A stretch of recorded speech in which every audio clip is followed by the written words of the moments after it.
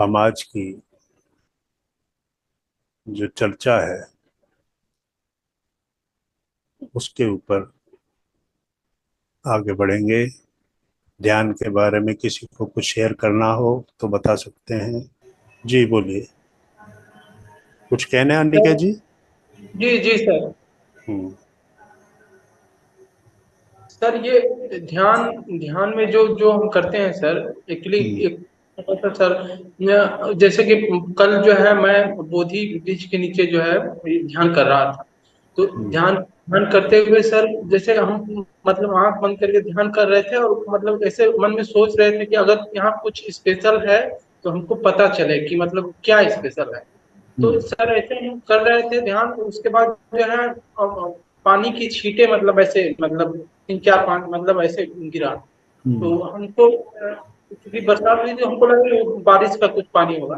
फिर उसके बाद सर ऐसे मतलब ये जो है इस पे हथेली पे मतलब एक गिरा।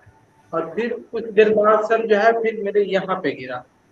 तो सर हम मतलब उस चीज को हमको उतना कॉन्फिडेंस नहीं हुआ कि नहीं या कुछ मतलब उस तरह से उसमें हमने अपने महागुरुदेव जो है उनको देखा। फिर उसके बाद जो है एक बुद्ध भगवान को जो वो ध्यान मग्न जो स्वरूप होता है उसको इस तरह से मतलब देखा मैंने।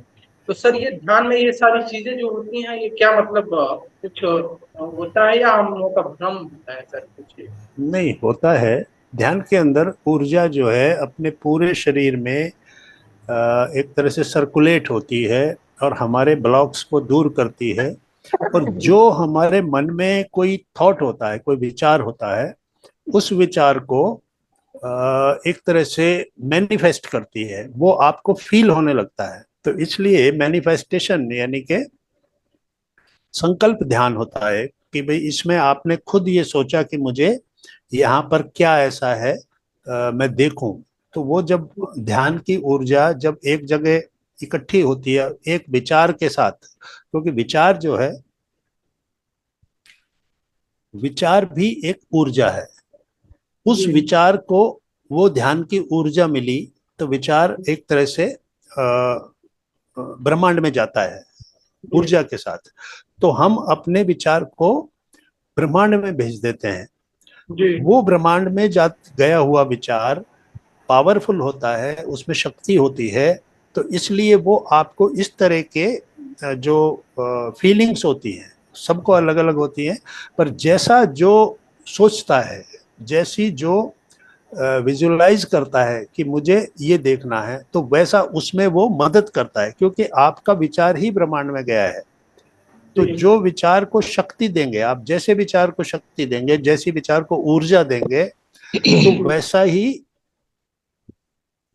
आपको लौट के आएगा। तो इसलिए अलग अलग तरह के अनुभव आपको ध्यान में होते हैं। अब वो आपके विचार के ऊपर है, विचार की जो ऊर्जा है उसके ऊपर है कि कितना जी आपने उस पर कंसंट्रेट किया। इसीलिए जो हम संकल्प ध्यान बोलते हैं, मैनिफेस्टेशन का जो करते हैं कि हम कोई बात सोच लेते हैं कि मुझे ये होना चाहिए, मुझे ये प्राप्त करना है, और उसी विचार को लेकर जब आप बैठते हैं ध्यान में और निरंतर वही विचार को आप बनाए रखते हैं, उस एक विचार को संकल्प ध्यान संकल्प करके बैठते हैं, तो वो ऊर्जा, विचार की ऊर्जा ब्रह्मांड में जाती है, यूनिवर्स में जाती है।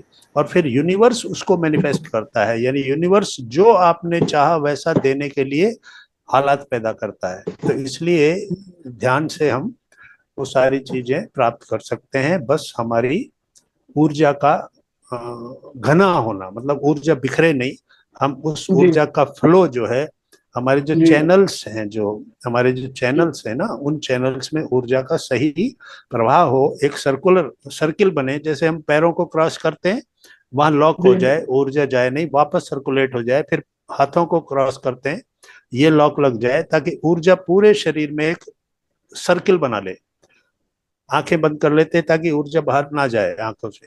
तो इस प्रकार जी पूरे शरीर में, यहाँ ब्रह्मांड से आती हुई, ब्रह्मांड से आती हुई ऊर्जा जो है वो आपके अंदर सर्किल बनाने लगती है, इस तरह से। जी और जी फिर जब वो ऊर्जा आपके विचारों को मिलती है, तो जी इसलिए इस काम को आ, करना चाहिए थोड़ा ज्यादा, जब हम अनुभवी हो जाएं, जब थोड़ा ज्यादा ध्यान हो जाए, शुरू में अगर हम अपने इस तरह के मैनिफेस्टेशंस करते हैं तो फिर वो जी ऊर्जा जो है उतनी उसको मिल नहीं पाती। पहले ऊर्जावान शरीर होना चाहिए, फिर विचारों को हमको वो जी करना चाहिए, जी मैनिफेस्ट जी करना चाहिए। ठीक है, धन्यवाद सर। धन्यवाद। जी जी, वेलकम सर, वेलकम। और कोई? मास्टर, मैं को जी। ये पूछ रहा था कि जैसे ध्यान जो करते हैं, एक मूलाधार चक्र से स्टार्ट करके क्राउन चक्र तक करते हैं, फिर क्राउन, अभी जैसे कराया आपने क्राउन चक्र से स्टार्ट कराया, तो मेरा ये कहना है कि किसी भी चक्र से कर सकते हैं या नीचे और ऊपर वाले चक्र से स्टार्ट करना है, कैसा रहता है? देखिए, ऊर्जा का प्रवेश होता है हमारे क्राउन चक्र से, हमारा ब्रह्मरंध्र। क्राउन चक्र किसको बोलते हैं? सहस्त्र दल सहस्त्र। कमल, यानी 1000 पंखुड़ियों वाला कमल, इस तरह की कल्पना की गई। जब हम ध्यान में बैठते हैं तो ये बंद होता है, लेकिन ये खुल जाता है, ये खुल जाता है, और इसके ऊपर ऊर्जा जो है वो छोटी छोटी, जैसे ऊर्जा की जैसे छोटी छोटी बूंदें गिर रही हो, इस प्रकार से वो उसको अट्रैक्ट करता है, जी और वहां से वो गिरता है, वहां से वो अंदर आता है। हमारा ब्रह्मरंध्र जो है, वो ब्रह्मरंध्र में उसको रिसीव किया जाता है, वहां से वो मस्तिष्क को मिलता है। मस्तिष्क से फिर अब जब ऊपर यहाँ आएगा, तो एक तो वो आएगा यहाँ आगे की तरफ, ये हमारा है थर्ड आई जी प्लेस। तो यहाँ पर हम उसको महसूस करते हैं पहले, उसके बाद वो पीछे की तरफ जाता है, तो पीछे से जुड़ा हुआ है हमारा पूरा स्पाइनल कॉर्ड। स्पाइनल कॉर्ड के अंदर है हमारे विशुद्धि चक्र, अनाहत चक्र, मणिपुर चक्र, और आपका स्वादिष्टान चक्र और मूलाधार चक्र। तो ऊपर से हम नीचे की तरफ जाते हैं, लेकिन जो हमारी चेतना है, जो हमारी कुंडलिनी शक्ति है, वो नीचे से ऊपर की तरफ जाती है। तो ऊर्जा पहले नीचे जाती है, सभी चक्रों को संतुलित करती है, क्लीन करती है, एनर्जाइज करती है, चक्रों को एक्टिवेट करती है, और फिर जब वो सारे अलाइन हो जाते हैं, क्योंकि किसी एक पर्टिकुलर कारण से कोई चक्र बड़ा हो जाता है, उसका अलाइनमेंट बिगड़ जाता है, तो ये जो हम ध्यान करते हैं उसमें चक्र भी अलाइन होते हैं। तो पहले ये प्रक्रिया चलती है, और उसके बाद जो हम लगातार ये हमारे चक्रा सब बैलेंस हो गए, चक्रा एनर्जाइज हो गए, क्लीन हो गए, किसी तरह का उनके अंदर ब्लॉकेज नहीं है, कोई इमोशन अटका हुआ नहीं है, वो सब स्थितियां जब आती है, तो फिर वो ऊर्जा की जो चैनल है, यानी वो पाइप जो है वो क्लीन हो गया, तो ऊपर से ऊर्जा सीधा नीचे मूलाधार को जाती है, और मूलाधार से फिर वो टर्न लेती है। मूलाधार में वो क्या करती है कि वहां सोई हुई जो कुंडलिनी शक्ति है उसको जगाती है, उसके ऊपर एक तरह से प्रहार करती है, उसको एक्टिवेट करती है जो सोई हुई। तो वो वहां से एक्टिवेट होकर वो जो कुंडली मारे हुए है वो पहले तो सीधी होती है, और सीधी होने के बाद फिर वो एक एक चक्र में ऊपर आती है।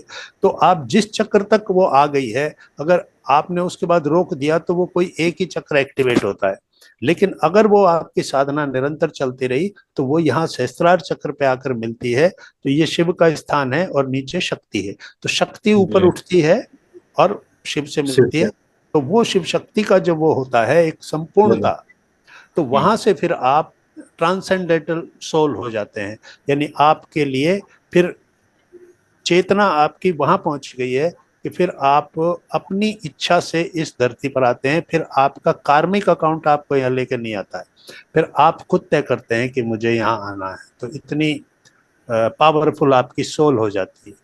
तो ओके। सोल को पावरफुल बनाने के लिए ही ध्यान की ऊर्जा की आवश्यकता होती है। तो मास्टर जैसे फिर जैसे मतलब ध्यान करें, तो फिर मतलब प्रोसेस यही रखें कि सहस्त्रार से उसको स्टार्ट करके मूलाधार तक अपन जाएं, फिर वो मूलाधार से फिर वापस अपन सहस्त्रार पे मतलब वो ध्यान अपने को आप लाएं होता है, या? वो अपने आप होता है, आपको कुछ नहीं ओके। करना है, आपको तो ध्यान में बैठना है, जी सांस पे ध्यान लगाना है, और निर्विचार स्थिति में आना है। आपको ओके। कोई एक्टिविटी नहीं करनी है, क्रियाशील नहीं रहना है, आपको निष्क्रिय होना है, जी इनएक्टिव होना है, जी doing nothing. Sit quiet, do nothing, hmm. Just observe your breath. तो फिर आपको वो सिर्फ अपनी सांस पर ध्यान देना है, विचार शून्य होना है, कुछ नहीं करना है। ये बाकी काम, अब आपने एक ऐसी स्थिति पैदा कर दी कि ऊर्जा अब अंदर प्रवेश करेगी और ऊर्जा अपना रास्ता खुद ढूंढेगी। ऊर्जा अपना काम, उसको पता है उसके चैनल्स, तो ऊर्जा के जो चैनल्स हैं वो खुलते जाएंगे और वो उनके अंदर चली जाएगी। जहां ब्लॉकेज है ऊर्जा वहां भी उसको खोल देगी। ओके। तो इसीलिए हमको अलग अलग एक्सपीरियंसेस होते हैं। किसी को कलर्स दिखाई देते हैं, किसी को कोई गुरु दिखाई देते हैं, किसी को यानी डिफरेंट टाइप के एक्सपीरियंसेस होते हैं।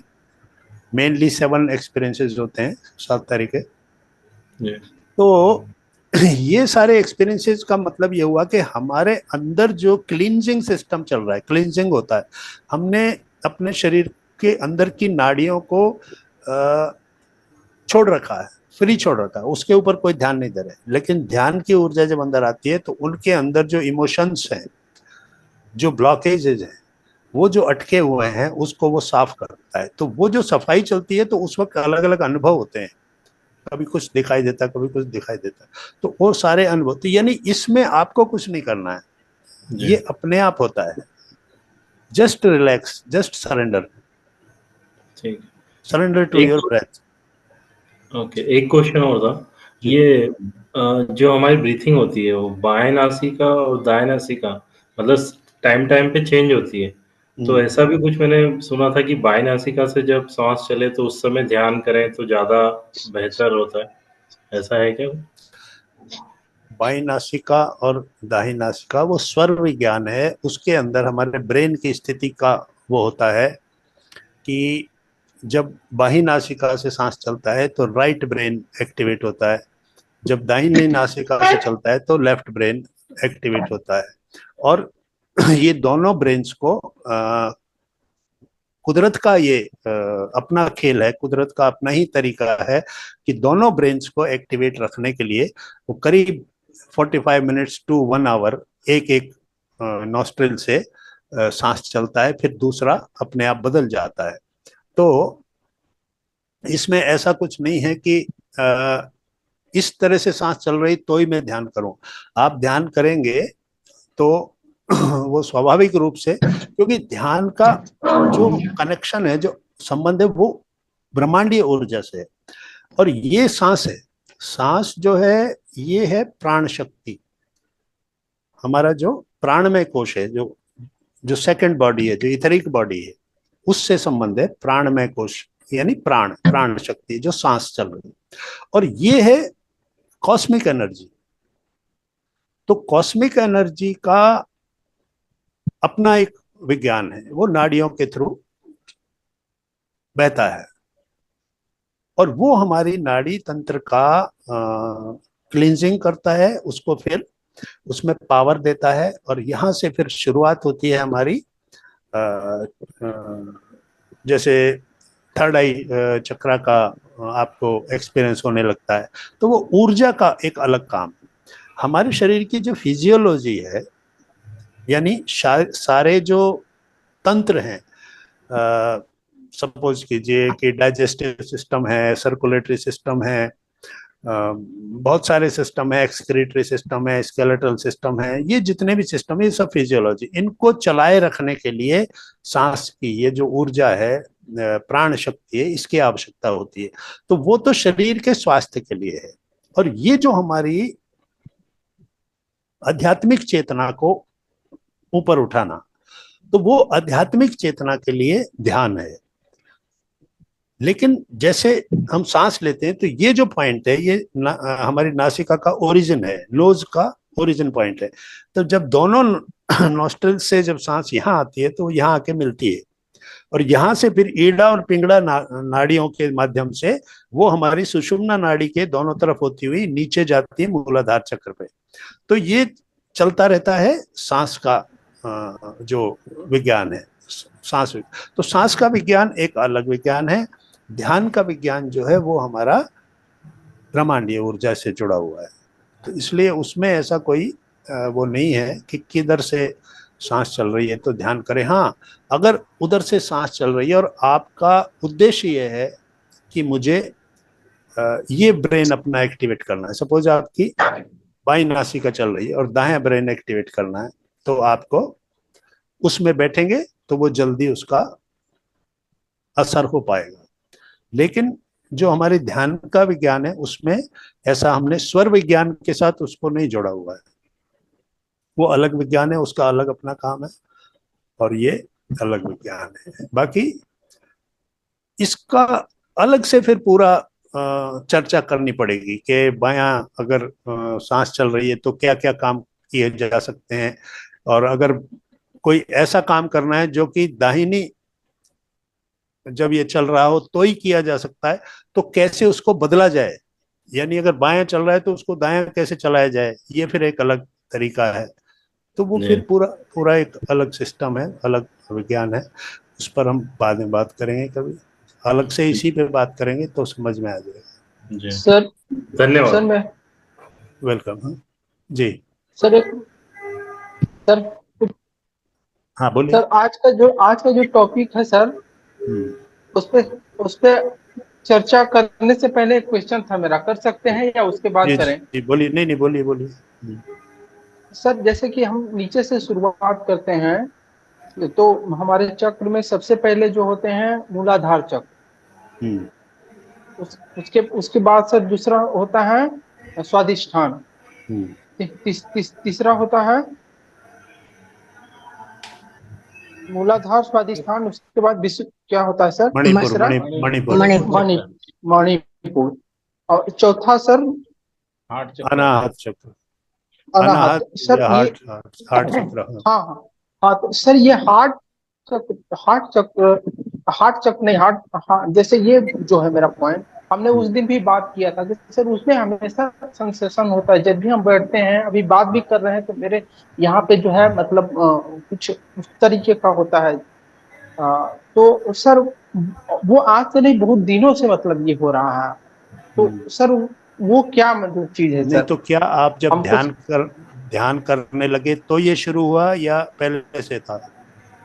नहीं, ये पहले से हमको, जैसे कि आज हाँ के तो उसका ध्यान 2004 से में सर यहाँ, तो उसका ध्यान से तो कोई संबंध नहीं है ना भाई। आप ध्यान में आए उसके बाद कोई चेंज आ रहा है तो बताइए, अदरवाइज तो इसको दिखाइए किसी को कि ये क्यों हो रहा है। तो ये तो कोई आपकी स्पाइनल कॉर्ड की कोई जो थोरेसिक एरिया है कि लंबर एरिया है कि सर्वाइकल एरिया है, उसमें कोई पर्टिकुलर वर्टिब्री जो है, वर्टिब्रेट्स होते हैं, हड्डियां होती हैं, उसके बीच में कोई नस है या कोई मसल है, उससे रिलेटेड कोई प्रॉब्लम है तो उसको तो थोड़ा सा वहां से फिजिकल बॉडी में नहीं कोई प्रॉब्लम है तो उसको।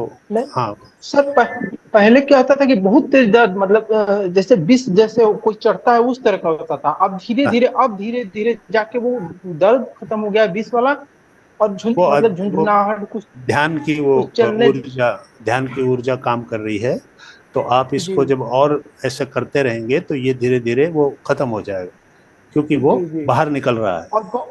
और देखिए अभी फिलहाल भी बहुत ठंडक हमको वहां पे जो है बहुत ठंडक लग रहा है, जैसे बर्फ रखा हुआ हो, तो वहां पे बहुत ठंडक ये लग रहा है, तो ये अच्छा, धान के चलते मतलब ऐसा हो रहा है सर? ध्यान के नहीं, ये प्रॉब्लम तो आप करें कि ध्यान से पहले से थी, ध्यान के बाद तो ये प्रॉब्लम कम हो रही है, आप ऐसा बता रहे हैं ना?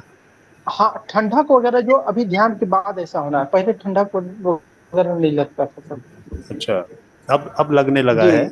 अच्छा, हाँ, ठंडक लगता है। अभी तो ठंडक। अभी जी क्या होता है कि वहां कुछ ना कुछ ऐसा है जहां जी ऊर्जा को अपना काम करना है। अब वो जी ठंडा लगना और गर्म लगना, ये भी हमारे जी उन एक्सपीरियंसेस का एक पार्ट है। कभी कभी कोई चीज आपको गर्म लगेगी, कहीं ठंडा लगेगा, तो ये जी। सारा आपके हर दिन कितना समय ध्यान करते हैं आप? अभी तो सर ये मेरा तीसरा चौथा दिन, कल छूट ही गया था, तो ये तीसरा चौथा दिन है, लेकिन जब शुरू शुरू जब किए थे तो वो जो मूलाधार चक्र और स्वादिष्टान चक्र उसमें ठंड, उतना दूध ठंडा लगता था, यहाँ नहीं ठंडा लगा था। लेकिन आज जो हमको यहाँ ठंड ठंड मतलब महसूस हो रहा है, सिर्फ उसी पॉइंट पे ठंड महसूस हो रहा है और कहीं नहीं। तो ये कोई एबनॉर्मेलिटी नहीं है, इसको कोई परेशानी जी के रूप में लेने की जरूरत नहीं है। ये धीरे धीरे आपके जी अंदर जो ऊर्जा काम कर रही है, तो वो अपने उसको जी काम करने दीजिए, और वो धीरे जी। धीरे आपकी ये ठीक हो जाएगा, इजी ठीक है, हो जाएगा। Thank you. जी थैंक यू तो so much sir, thank you so much. आज का टॉपिक सर। तो ठीक है, आप सभी को धन्यवाद, आपने सर चर्चा। मेरा भी क्वेश्चन था। हाँ सर बताइए। टॉपिक शुरू करवा दीजिए, सर टॉपिक शुरू करवा दीजिए प्लीज। जी जी जी ठीक है। तो क्वेश्चन में आपका कौन बोल रहे थे अभी? Shubham, Shubham the Shubham third. जी, लास्ट में लेते हैं आपका, ये एक ओके बार ओके ये ओके सर, आज ओके की श्योर। चर्चा कर लेते हैं। तो ओके आज सर। का हमारा जो विषय है वो है कर्म सिद्धांत, कर्म का सिद्धांत। तो हम इस अर्थ प्लेनेट पे आए हैं, और ये जो है कर्म क्षेत्र है, कर्म प्रधान है। कर्म ही हमको यहाँ लेकर आते हैं, और कर्म ही हमको यहाँ आकर करने पड़ते हैं। तो हम कर्म जनित जो फल हैं उन्हीं को यहाँ आकर प्राप्त कर लेते हैं। इसलिए हम सुनते आते हैं कि बोया पेड़ बबूल का तो आम कहां से खाए। अर्थात जैसा किया, जैसा पेड़ बोया वैसा ही फल आपको मिलेगा।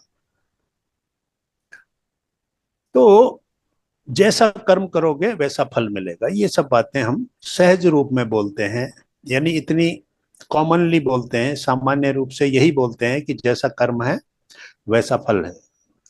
तो ये एक वास्तविकता है। तो ये जो पृथ्वी लोक है, इसके अंदर कर्म की ही प्रधानता है। कर्म के बिना यहां आप रह नहीं सकते। आपके अंदर इस प्रकार की वृत्तियां हैं कि वो आपको निष्क्रिय रहने ही नहीं देंगी। कर्म ही आपका स्वाभाविक आकर्षण है। तो आपके लिए कर्म करना उतना ही जरूरी है जितना जीवन के और दूसरे काम।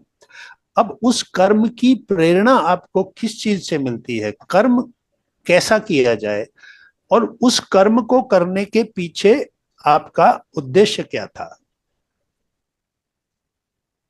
किस बात से प्रेरित होकर आपने उस कर्म को किया। क्या आपकी कामनाओं और इच्छाओं और वासनाओं को पूरा करने के लिए आपने वो कर्म किया? क्या आपने परमार्थ के लिए किसी दूसरे के मदद करने के लिए वो कर्म किया? क्या था आपका उद्देश्य, लक्ष्य क्या था, आप चाहते क्या थे, पाना क्या चाहते थे? तो इसलिए कर्म जो है वो हमारे मूल स्वभाव में है, यानी कर्म किए बगैर हम रह नहीं सकते।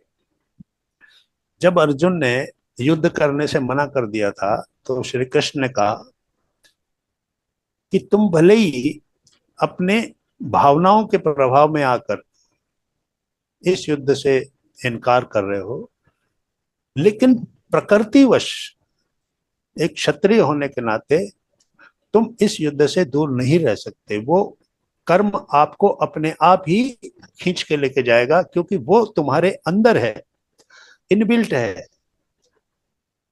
तो तुम्हारे को वो कर्म करना ही पड़ेगा, तुम उससे इनकार नहीं कर सकते। तो कर्म हम ना चाहें तो भी करना पड़ता है, और चाहकर भी हम कर्म करते हैं। अब कर्म के पीछे हमारी जो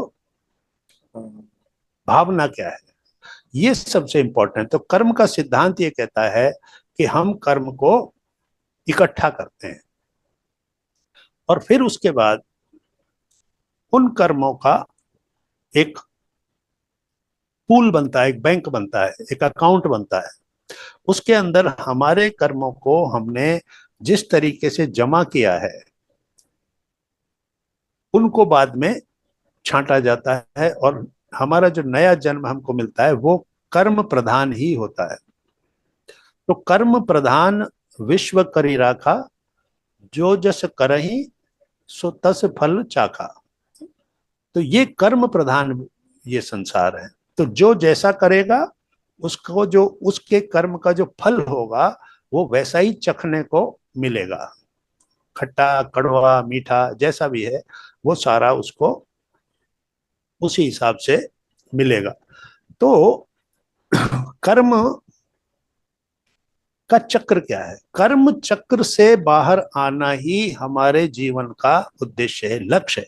जो योगी है, जो ज्ञानी है, जो समझदार है, जो समझता है कि मैं यहाँ इस धरती पर आया हूं तो मेरा लक्ष्य क्या है, मुझे करना क्या है, तो उसको कर्म चक्र से ही बाहर आना चाहिए। अब ये कर्म का चक्र है क्या?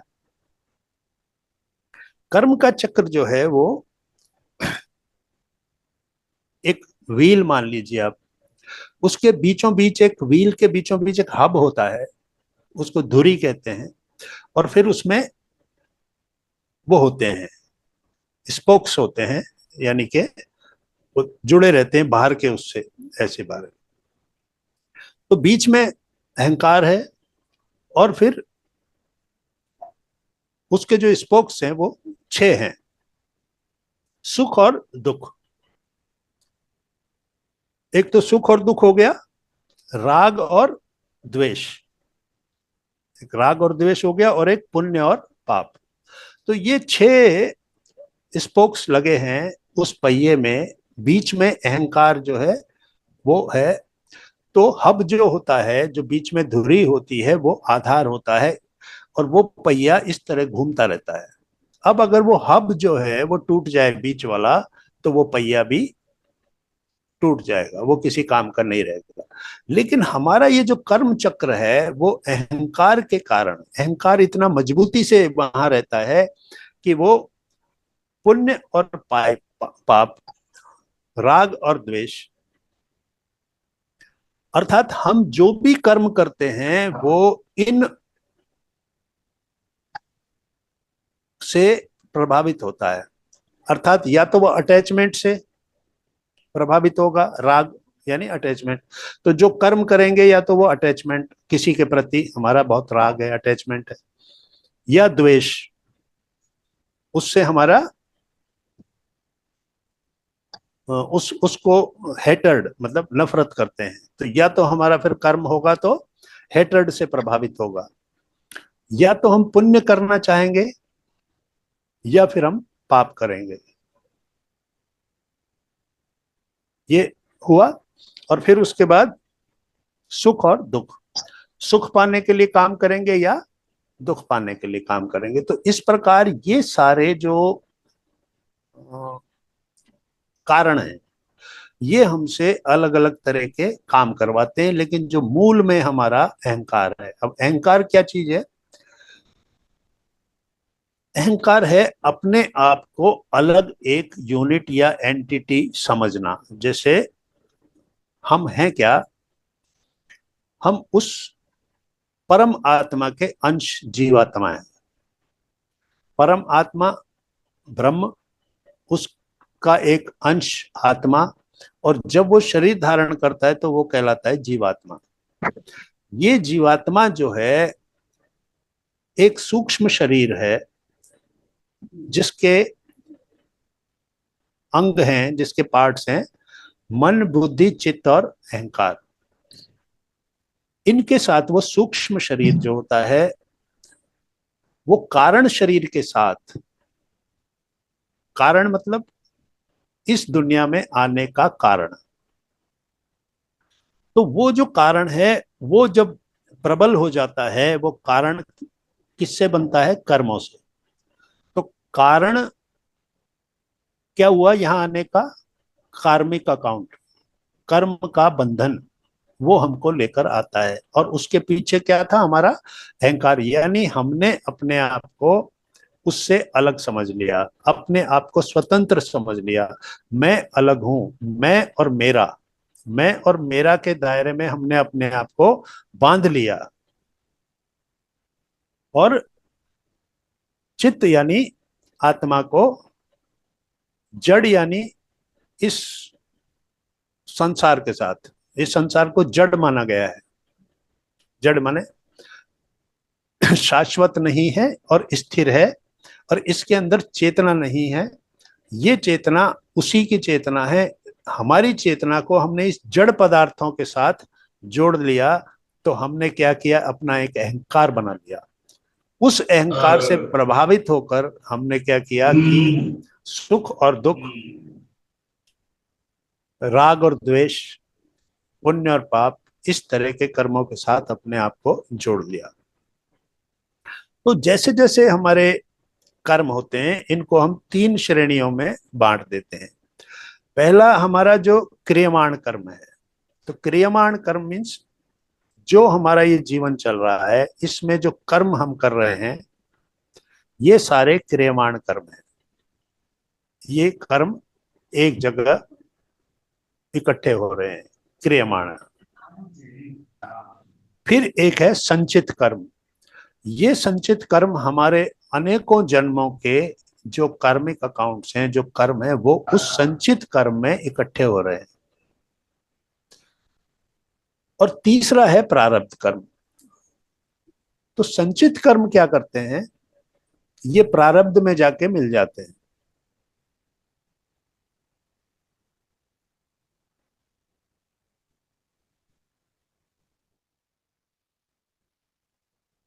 ये प्रारब्ध कर्म संचित कर्म में हमारे ये क्रियमाण कर्म जाके मिल जाते हैं, और फिर जब नया जन्म मिलता है तो प्रारब्ध कर्म उनमें से निकल के आते हैं, संचित कर्मों में से प्रारब्ध कर्म निकल के आते हैं। तो इसलिए हमारी आयु, हमारा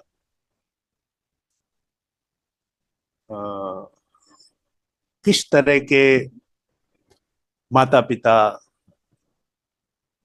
जाति, धर्म, समाज, ये सब चीजें हमारे उस प्रारब्ध कर्म के अंदर आ जाते हैं। वो पहले से तय हो जाते हैं कि ये कितना समय ये इस यात्रा के लिए जाएगा। तो वो हमारा कार्मिक अकाउंट जो है, इस प्रकार से निरंतर चलता रहता है और वो कभी खत्म नहीं होता है।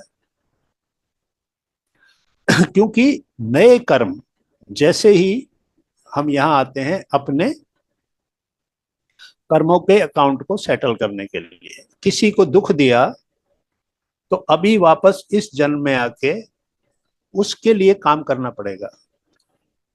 कुछ ऐसा बन के रहना पड़ेगा कि जो उसके लिए अब हम काम कर रहे हैं। अगर अपने माता पिता के प्रति जो हमारा फर्ज था वो नहीं किया, जो सर्विस, जो सेवा करनी थी नहीं किया, तो कहीं ना कहीं फिर ये हमारे कर्म के खाते में चला गया, और फिर नए जन्म में हमको कुछ ऐसा बनकर वहां जाना पड़ेगा। हो सकता है वो हमारा बच्चे के रूप में हमारे घर में पैदा हो जाएं, वही माता पिता, और फिर हम उनकी सेवा करें। इस तरीके से हमारा अकाउंट सेटल होता है। यानी आपने जो जो कर्म करने चाहिए थे, जो आपके नियत कर्म थे, उनको अवॉइड किया, और आप अपने यहाँ के सुख और दुख, राग और द्वेष में फंसकर आप अपने और काम करते रहे, तो वो आपके जो ड्यूज हैं, वो जो काम आपको करने चाहिए थे, वो काम इकट्ठे हो गए हैं, वो चले गए हैं क्रियमाण कर्म से संचित कर्म में। और जब फिर प्रारब्ध कर्म तैयार हुआ, तो फिर वहां पर वो तय हुआ कि अब आपको ये करना है, और भी ज्यादा इंटेंसिटी के साथ करना है। यानी उसमें विद इंटरेस्ट आपको पे करना पड़ता है। तो ये जो है एक कार्मिक बैंक अकाउंट है, कर्म का खाता। कर्म के खाते का, जैसे बैंक में नॉर्मल अकाउंट होता है, आप पैसा जमा करते हैं तो ब्याज मिलता है, आप पैसा उधार लेते हैं तो ब्याज देना पड़ता है। जितना देर तक पैसा रखते हैं उतना ज्यादा ब्याज मिलता है, जितना देर तक लोन को अपने ऊपर रखते हैं उतना ज्यादा ब्याज देना पड़ता है। तो कार्मिक अकाउंट जब हमारा चल रहा है तो उस अकाउंट में हमने अपने कर्म जमा कर दिए। तो पुण्य जो है, पुण्य के काम जो दूसरों के लिए किए गए हैं उनका हमको रिटर्न मिलेगा, वो हमारी डिपॉजिट है। तो उसको अगर हमने थोड़ा किसी के लिए किया तो कोई दूसरा हमारे लिए ज्यादा करेगा, यानी विद इंटरेस्ट हमको वापस मिलेगा। पाप कर्म किया, किसी का बुरा किया, ये ओवरड्राफ्ट है, यानी हमने बैंक से लिया, हम कर्ज में आ गए। तो इसका जब हमारा वो बनेगा प्रारब्ध कर्म, तो ये विद इंटरेस्ट देना पड़ेगा। यानी हमने लिया इतना सा था, दुख थोड़ा सा दिया था, तकलीफ थोड़ी दी थी, लेकिन हमको ज्यादा मिलने वाली है क्योंकि वो बढ़ेगा, ये निरंतर बढ़ता है। आपका पाप भी निरंतर बढ़ता है, उसकी आकार बढ़ता है, उसी रूप में फिर उसको हमको स्वीकार करना पड़ता है, और इसी तरह आपका पुण्य भी बढ़ता है, तो वो भी आपको वैसा मिलता है। इसी तरह राग और द्वेष जो है, द्वेष यानी दूसरे के साथ आपकी नफरत या घृणा, ईर्ष्या, उसके तहत किया गया काम, वो एक आपका अकाउंट हो गया, वो कर्म हो गया। अब वो कर्म आपका क्या लेके आएगा आपके लिए? निश्चित रूप से जब आपका प्रारब्ध कर्म में वो जमा होगा तो वो कुछ ऐसी तकलीफें लेकर आएगा कि आपको बहुत दुख देगा, क्योंकि वो दुख आप दे चुके हो। उसी तरह राग यानी अटैचमेंट की वजह से अगर आपने कुछ किया, तो अटैचमेंट या जो राग किसी के साथ हो जाता है, उसके लिए भी हम कुछ ऐसे काम करते हैं, जैसे अपने बेटे के लिए हम कुछ देना चाहते हैं, बड़ा करना चाहते हैं, तो किसी दूसरे को नुकसान करके इसको देना। तो under the means motivation of attachment, attachment हमारा मोटिवेशन फैक्टर हो गया कि इसको मैं दूं लेकिन चाहे किसी का नुकसान करूं। तो इस तरह से राग और द्वेष के उसमें, और दूसरा फिर सुख और दुख के लिए, सुख पाने के लिए मैं कोई कर्म करूं और फिर किसी को दुख दूं, मेरे सुख के लिए किसी को दूसरे को दुख दूं। तो इस प्रकार ये कर्म का जो पहिया है ये घूमता रहता है, और इसके जो बीच में जो हब है वो है ईगो, यानी मैं। तो मैं जब तक रहेगा, यानी कि मेरे अंदर कर्ता भाव रहेगा, अहंकार भाव रहेगा कि मैं करता हूं, मैं ही भोगता हूं, करने वाला भी मैं ही हूं, और ये सारे जो आनंद हैं उसको लेने वाला भी मैं ही हूं। तो इन सारे आनंदों के लिए मुझे काम करना पड़ेगा। मैं अगर कुछ करूंगा तभी मुझे कुछ मिलेगा। तो इस प्रकार से ये कर्ता और भोक्ता का भाव, ये अहंकार का भाव है कि मैं ही ये सब करता हूं। तो इस प्रकार से हमारे ये तीनों स्थितियां जो हैं, तो समझने की बात यह, ज्ञान की बात यह कि क्रियमाण कर्म मीन्स इस वक्त जो जीवन चल रहा है ये हमारे आगे आने वाले जीवन का आधार बनने वाला है। ये हमारे हाथ में है कि हमारा आगे आने वाला है। जैसे 2 महीने बाद कोई एग्जाम होने वाला है, तो आज अगर कोई पढ़ेगा तो उस एग्जाम का रिजल्ट उसके हिसाब से आ जाएगा, अगर वो नहीं पढ़ेगा तो रिजल्ट अपने आप खराब आएगा। यानी उसके हाथ में है, समय उसके हाथ में, लेकिन अगर वो उसका मिसयूज करता है, सही यूज नहीं करता, तो रिजल्ट अपने आप भी खराब आएगा।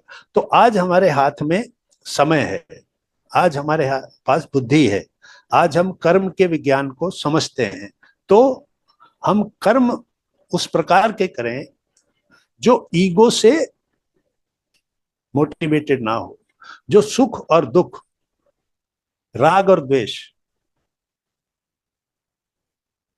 और पाप और पुण्य के प्रभाव से दूर रहें। तो इसके लिए इस स्थिति बताई गई है अकर्म की स्थिति। अकर्म तो 3 तरह के कर्म होते हैं, सकर्म विकर्म और अकर्म। सकर्म मीन्स इच्छा के साथ किया गया कर्म, अच्छा कर्म। उसके पीछे कोई आपकी इच्छा थी कि ये काम करूं, लेकिन अच्छा काम है वो, तो वो आपको देगा। यानी अब आप उस कर्म से बंध गए, क्योंकि आपने इच्छा करी कि मैं ये पुण्य करूं, मैं ये करूं तो मुझे मिलेगा, तो सकर्म हो गया। यानी सकर्म का मतलब इच्छा के साथ किया गया अच्छा काम। फिर विकर्म, बुरा काम, जो किसी दूसरे को नुकसान करने के लिए, किसी दूसरे का आहत किया उसने। अब ये तीन तरीके से होते हैं, मन से, वाणी से और क्रिया से, शरीर से। यानी मन से अगर आपने किसी का बुरा सोच लिया तो वो कर्म में शामिल हो जाएगा, तो वो मानसिक कर्म हो गया। मन में आप निरंतर किसी को किसी भी कारणवश, द्वेष के कारण, मात्सर्य यानी कि ईर्ष्या के कारण उसके बारे में बुरा वो कर रहे हैं, या वो आपसे बेटर कर रहा है, आप सेम प्रोफेशन में हैं लेकिन वो आपसे ज्यादा नाम है उसका, तो आपके अंदर उसके प्रति घृणा भाव पैदा हो गया, तो उसका बुरा सोचना या कोई एक्टिविटी ऐसी करना जैसे उसको नुकसान हो। तो खाली सोच भी अगर आपने लिया तो वो मानसिक कर्म हो गया।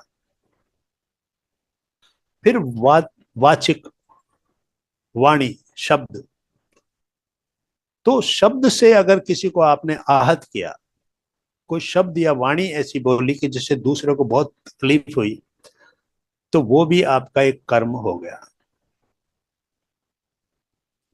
तीसरा, अपनी इंद्रियों के द्वारा, ज्ञानेंद्रियों और कर्मेंद्रियों और शरीर के द्वारा अगर किसी को कोई कष्ट पहुंचाया तो वो आपका हो गया शारीरिक। तो मानसिक, मनसा वाचा कर्मणा, मन से, वाणी से और कर्म से हमने जो भी किसी को तकलीफ पहुंचाई वो पूरी की पूरी हमारे अकाउंट में जमा हो गई।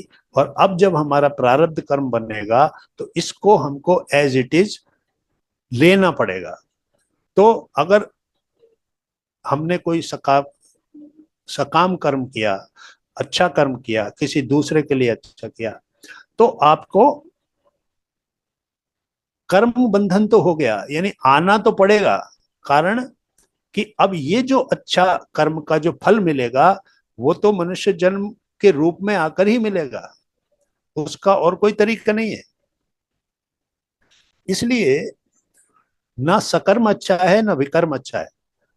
सकर्म अच्छी चीजें देगा, इस दुनिया में आप आएंगे, आपको अच्छे माता पिता मिलेंगे, पैसे वाला कोई घर मिलेगा आपको, अच्छे पद मिलेगा आपको, खुशियां मिलेंगी आपको, इस संसार की बहुत सी चीजें, भौतिक सुख मिल जाएंगे क्योंकि आपने वैसा किया। लेकिन इस संसार में आकर ही वो सब मिलेगा। तो सकर्म भी आपको खींचता है, आपका अकाउंट जो कार्मिक अकाउंट है वो आपको वापस लेके आता है। तो उसको कहते हैं कर्म बंधन।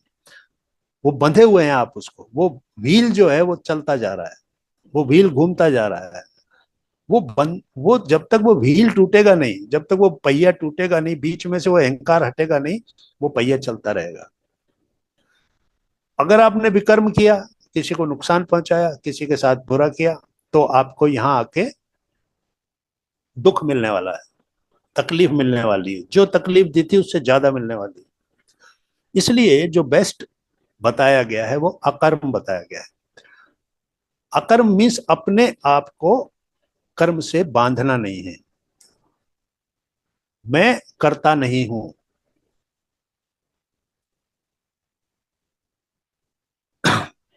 तो जब आप अपने आप को ये कर लेते हैं कि मैं करता नहीं हूं, कर्ता फिर कौन है?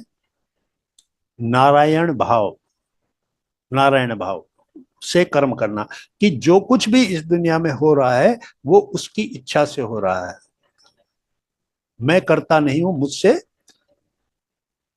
मुझे फल नहीं चाहिए, यानी फल की इच्छा से मुक्त कर्म, कि जो कर्म मैं कर रहा हूं वो विवेक से, बुद्धि से, ज्ञान से किया जाए, और उसके साथ फल जो है वो मुझे नहीं चाहिए, मुझे इसके बदले में कुछ नहीं चाहिए। तो नारायण अर्पण भाव, नारायण भाव जो हो रहा है उसकी इच्छा से हो रहा है, नारायण अर्पण भाव जो भी इसका फल है ये उसी को समर्पित है, मुझे इसके फल से कोई लेना देना नहीं।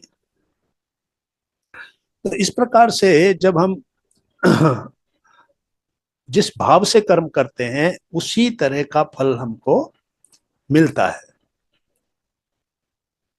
अब इसका जो आध्यात्मिक पक्ष देखना है तो ये देखना है कि जो भी हमारे जीवन में घटनाएं घट रही हैं, सुख आ रहा है, दुख आ रहा है, तो you are the creator of your own reality, you create your own reality. आप अपने ही वास्तविकता के बनाने वाले हैं। जो कुछ आपके जीवन में घटित हो रहा है, घटनाएं हो रही हैं, इसको आपने स्वयं बनाया है। आज ये जीवन हमारा चल रहा है, ये क्रियमाण कर्म चल रहे हैं, हम आने वाले जीवन को लिख रहे हैं। वो रियलिटी जो होने वाली है, जो भविष्य में, उसको आज हम लिख रहे हैं, कहानी की तरह लिख रहे हैं। हर दिन का हमारा कर्म उस आने वाले जीवन को लिख रहा है। तो you create your own reality, आपने अपनी वास्तविकता को स्वयं बनाया है, इसलिए कोई शिकायत नहीं, नो कंप्लेंट्स, एक्सेप्टेंस के मोड में रहना, यही कार्मिक अकाउंट्स को सेटल करना है। अन्यथा अगर आप कंप्लेंट्स के साथ उसको रखेंगे, सपोज कीजिए किसी आदमी ने आपको धोखा दिया, पैसा का पॉइंट ऑफ व्यू से या और कुछ, अब आप उस आदमी को दोष दे रहे हैं, वो आदमी ऐसा था वैसा था, आप 10 को बता रहे हैं, मन में शोक रख रहे हैं, दुख रख रहे हैं, ये रख रहे हैं। इसका मतलब आप ये नहीं समझ रहे कि ये जो हुई है घटना, ये आपने ही पहले कभी की थी, ये उसका ही आपको रिजल्ट मिला है, फल मिला है। उसको एक्सेप्ट करना अर्थात उस अकाउंट को वहीं बंद कर देना। ठीक है, मेरा कोई कर्म था, मेरा कोई अकाउंट था, इस आदमी के रूप में, इस व्यक्ति के रूप में ये मुझे मिला और मैं इसको स्वीकार करता हूं। तो इस प्रकार से वो अकाउंट को वहीं बंद कर देना। अदरवाइज वो आपको एक्सपीरियंस देने के लिए, क्योंकि आपने एक्सेप्ट नहीं किया है, आपने कंप्लेंट्स करी हैं कि नहीं वो ऐसा था, वो वैसा था, मेरी कोई गलती नहीं थी, उसकी गलती थी, तो आपने उस अकाउंट को बंद नहीं होने दिया है। तो फिर वो घटना कोई दूसरा आदमी करेगा आपके साथ, और निरंतर जब तक आप उसको स्वीकार नहीं कर लेंगे कि ये मेरा अपना क्रिएशन था, ये मेरा अपना किया हुआ कर्म था जो इस रूप में सामने आया, तब तक वो घटनाएं रिपीट होती रहेंगी। क्योंकि आप यहाँ आए हैं उन पास्ट कर्मों के एक्सपीरियंसेस को लेने के लिए, लर्निंग के लिए, सीखने के लिए कि क्या करना चाहिए और क्या नहीं करना चाहिए। लेकिन अगर आप उसके लिए तैयार नहीं है, और अगर आपका ईगो फिर आपको स्वीकार मोड में नहीं लेता, एक्सेप्टेंस मोड में नहीं लेता, और नया ईगो आपका कंप्लेंट्स करता है, तो फिर आपको वही घटनाएं फिर दोबारा होंगी, और अल्टीमेटली जब तक वो आप स्वीकार नहीं लोगे तब तक वो होती रहेंगी। तो दुख कुछ नहीं है, दुख एक स्थिति है, दुख एक ऐसी परिस्थिति है जो मेरे ही द्वारा किसी को दी गई थी, जो आज एक कर्म के रूप में जो मैंने किया था उसके फल के रूप में मेरे सामने आया है। तो कर्म और फल ये दोनों एक दूसरे से जुड़े हुए हैं। कर्म फल, जो कर्म किया उसका फल।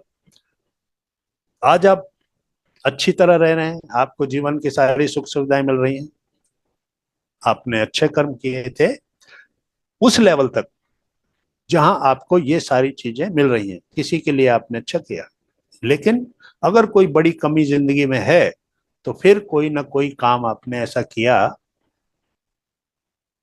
कि वो इस रूप में मैनिफेस्ट हुआ। तो इसमें सीखने की और आध्यात्मिकता के पॉइंट ऑफ व्यू से जो बात है वो ये है कि जीवन में जो भी कुछ हो रहा है उसका हमारा अपना ही किया हुआ है। हम खुद ही निर्माता हैं अपने जीवन की परिस्थितियों के। आज हम उसको देख रहे हैं, लेकिन ये पिछले हमारे पास्ट जो बहुत सारे जन्म हुए हैं, उन सब जन्मों में जो संचित कर्म हैं, उन्हीं के अंदर से प्रारब्ध के रूप में ये कुछ कर्म एक्टिवेट हुए हैं। अब मैं नए कर्म ना ऐसे इकट्ठे करूं, ना ऐसे क्रिएट करूं जो मुझे पे करने पड़े।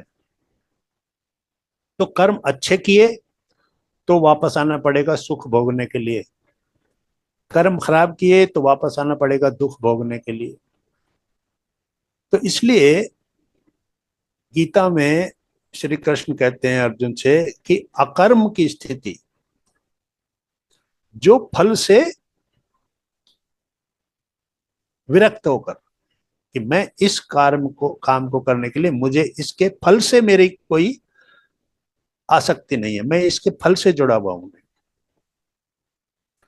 तो कर्मण्येवाधिकारस्ते मां फलेषु कदाचन, तेरा सिर्फ कर्म करने के ऊपर अधिकार है, फल के ऊपर अपनी आसक्ति को छोड़ दे, फल के साथ अपने आप को मत जोड़, तो ये अकर्म हो जाएगा।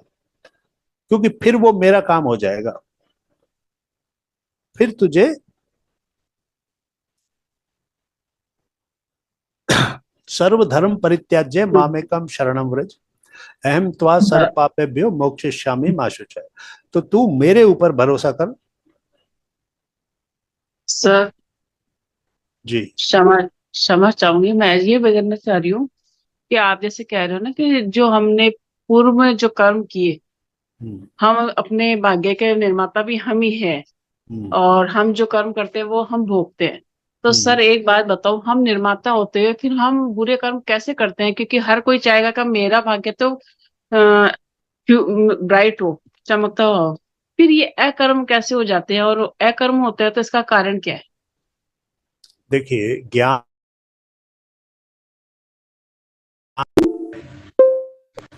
हम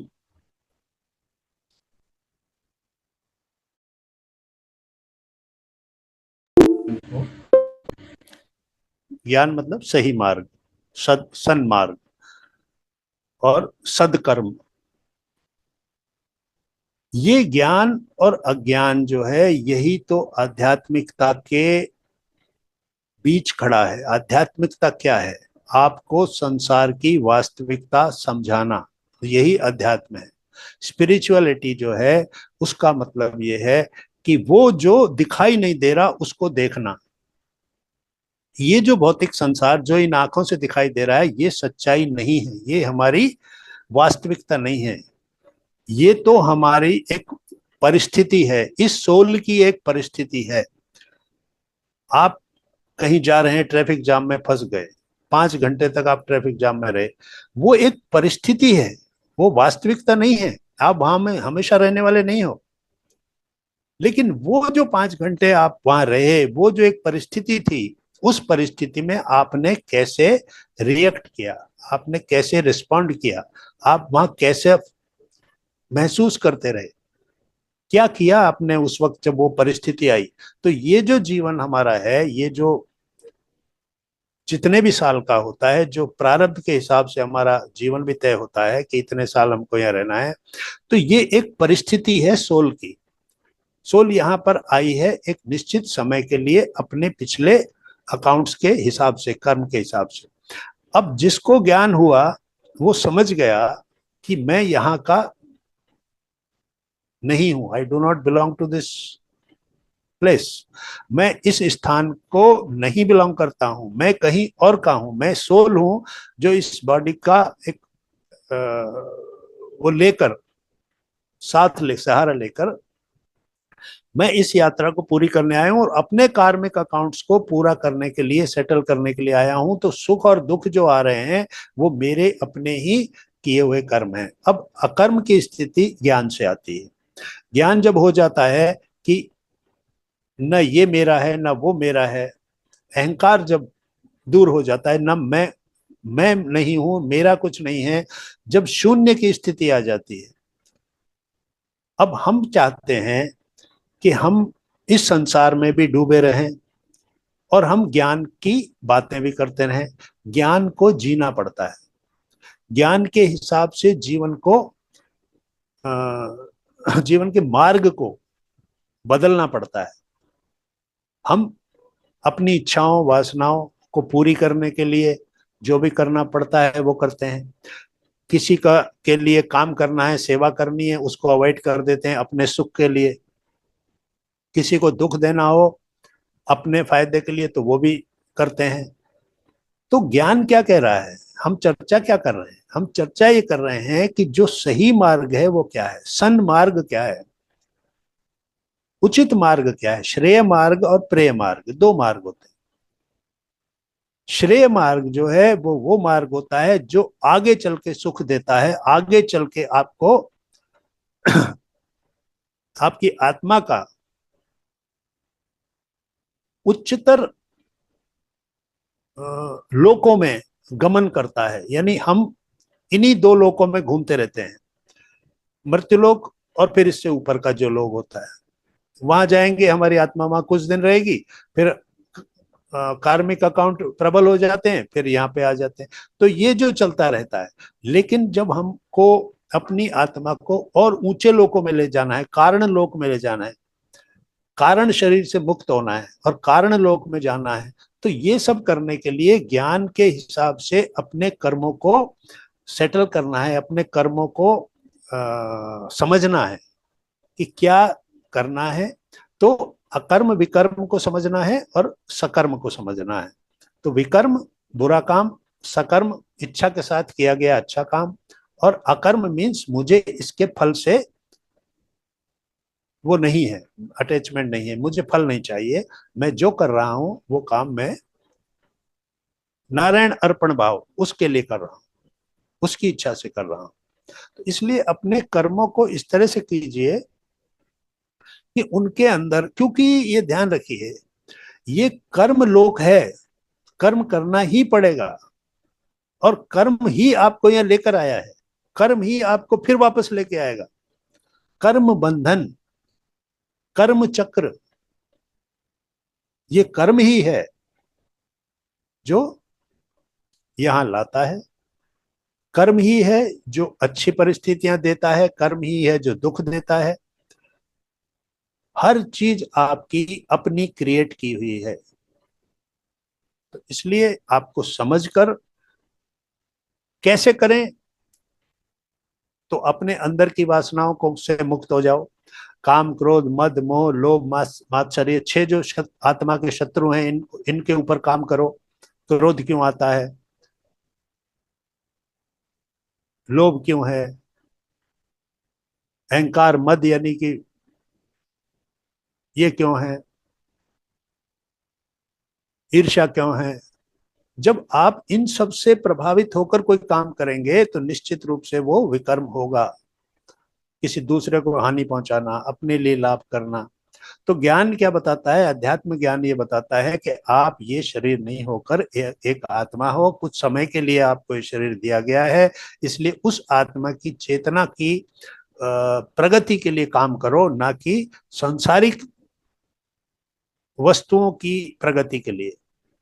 नाम होना चाहिए, धन संपदा होनी चाहिए, सुख, भौतिक सुख होना चाहिए, इसी में पूरा जीवन निकल जाता है। और इसको इकट्ठा करने के लिए जो कर्म किए जाते हैं, वो कर्म हमेशा हमारे बाद के जीवन के लिए रिवर्स इफेक्ट लाते हैं, बुरा करते हैं, क्योंकि हमने वो सब चीजें इकट्ठी करने के लिए क्या क्या किया वो हम जानते हैं। जो प्रारब्ध से मिला उसको स्वीकार करके अकर्म किया जाए। जो प्रारब्ध से मुझे मिल गया, जैसी परिस्थिति मिल गई, अब मैं अपनी सोल के इवोल्यूशन के लिए काम करूंगा, मैं वापस इस संसार के सुखों के लिए काम नहीं करूंगा। ये अपने अंदर जब धारणा आ जाती है तो वो सकर्म जो है और विकर्म उससे मुक्त हो जाते हैं। तो सकर्म और विकर्म ना करें तो अकर्म अपने आप पैदा हो जाएगा। यानी जो सकर्म और विकर्म से प्रभावित नहीं है वो अपने आप में अकर्म है। तो उस अकर्म को आप कह सकते हैं। तो गीता में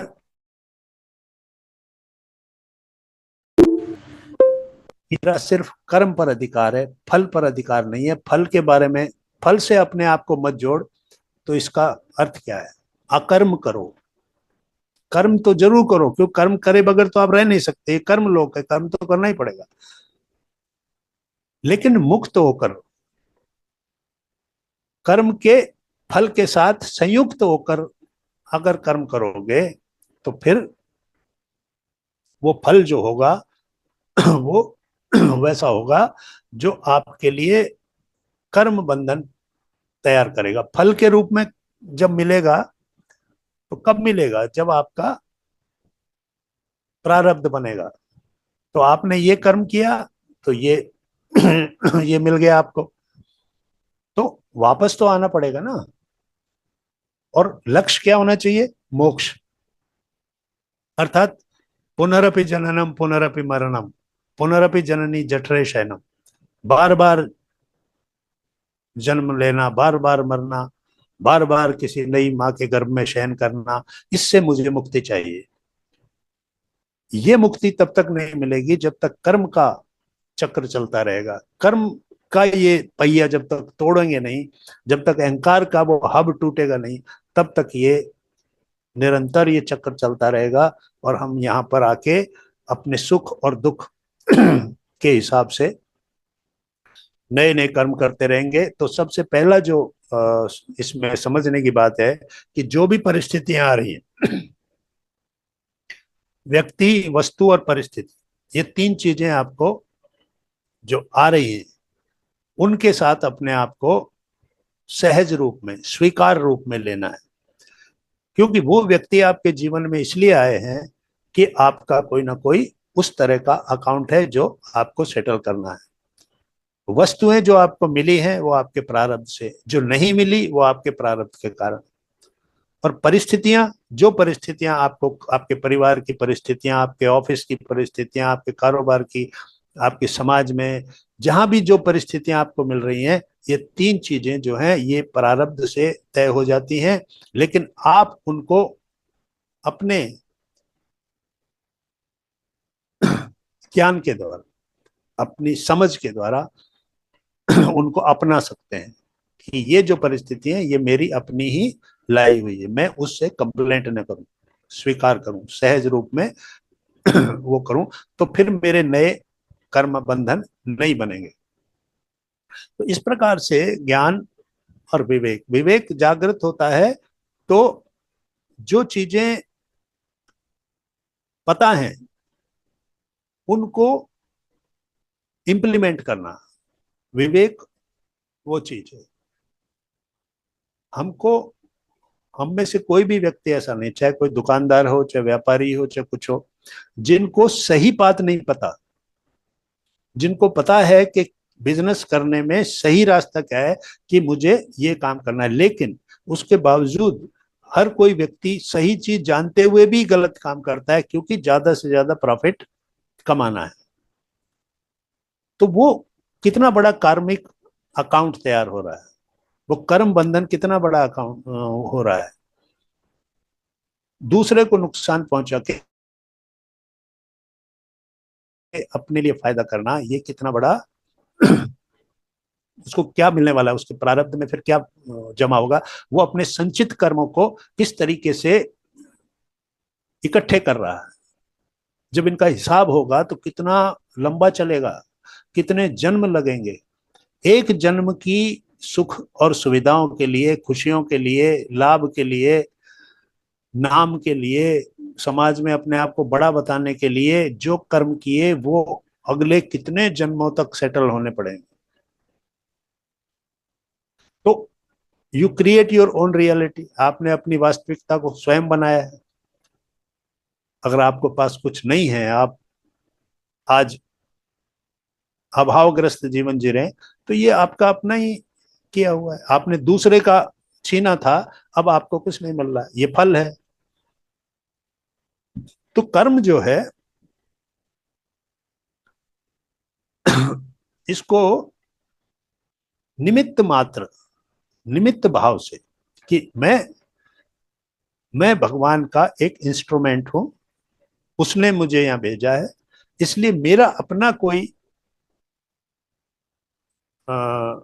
हित नहीं है, मेरा अपना, मुझे कोई फल नहीं चाहिए। तो मुझे इस प्रकार से काम करें जो सही काम हो, जो दूसरे के भी लिए अच्छा हो, जो सात्विक विचारों से प्रभावित हो, जिसमें तामसिक विचार ना हो, मन से, वाणी से और कर्म से जो शुद्ध हो, अशुद्धता उसमें ना हो, दूसरे का नुकसान करने का प्रवृत्ति ना हो, दूसरे को उससे कोई हानि ना हो। इस प्रकार के कर्म जब हम करेंगे तो वो कार्मिक अकाउंट हमारा जो है वो हमारे संचित कर्म जो हैं उसमें जुड़ जाएगा, और वो फिर अच्छे रिजल्ट देगा। लेकिन जो उद्देश्य है जो हम यहाँ चर्चा कर रहे हैं वो ये है कि कर्म बंधन से, लॉ ऑफ कर्मा क्या कहता है कि जैसा करोगे वैसा मिलेगा, ये हो गया लॉ ऑफ कर्मा, कर्म का सिद्धांत। कभी भी ये हो नहीं सकता कि बुरा करने का अच्छा रिजल्ट मिले। बुरा करने का अच्छा रिजल्ट तत्काल तो मिल सकता है, किसी ने किसी का पैसा धोखा देकर ले लिया, उसको अच्छा रिजल्ट मिल गया, उसने उस पैसे से एंजॉय कर लिया, लेकिन असल में ये एक कर्म है जो संचित कर लिया है, उसको आगे जाके किस रूप में उसको पे करना पड़ेगा, ये फल क्या रूप में देगा वो बाद में पता लगेगा। लेकिन जो असली जो चीज है, जो करने की चीज है, वो समझने की चीज है, वो ये कि हम कर्म बंधन से मुक्त कैसे हों। तो ज्ञानाग्नि दग्ध कर्माणाम, जब हमारे कर्म हमारी वासनाओं से, इच्छाओं से, इंद्रियों के सुखों से प्रभावित होकर ना किए जाएं। क्यों? क्योंकि हमने ये समझ लिया, ये जान लिया कि कर्म ही बंधन है, कर्म ही ऐसे फल देता है जो हमारे अगले जीवन के लिए एक मुश्किलें पैदा करता है, एक कठिन परिस्थिति पैदा करता है, हमको तमोगुण में डाल देता है। क्योंकि जैसे आपकी परिस्थितियां खराब होती हैं, आपके अंदर क्रोध उत्पन्न होता है, वो तमोगुण है। ईर्ष्या उत्पन्न होती है, तमोगुण है। तो जो चीजें आपको तामसिक प्रवृत्ति की तरफ ले जाती हैं, वो सारी भी फिर आपके कर्म को उसी प्रकार से प्रभावित करती हैं। तो कर्म बंधन से मुक्त होने के लिए समझना है, ज्ञान को अपने अंदर जागृत करना है, ज्ञान को जीना है। तकलीफ है, परिस्थितियां हैं, खराब हैं, तो उनको स्वीकार करना है। उनके लिए कोई ऐसा काम नहीं करना है, ऐसी एक्टिविटी नहीं करनी है कि जो बाद में वो और भी ज्यादा बड़े फल के रूप में, खराब फल के रूप में आए। तो निमित्त भाव से काम करना है। तो नारायण भाव, नारायण अर्पण भाव और निमित्त भाव कि मैं सिर्फ एक इंस्ट्रूमेंट हूं भगवान का, और मैं जो कर रहा हूं वो मेरे लिए कुछ नहीं। हाँ, आपके अपने लिए जो आवश्यक कार्य हैं वो तो करने हैं, वो कर्म है आपका, लेकिन उनको किसी दूसरे के लिए गलत तरीके से, उसको नुकसान पहुंचाने के लिए से ना किया जाए, तो फिर आपके वो कर्म अकर्म हो जाएंगे, आप फल से नहीं जुड़ेंगे।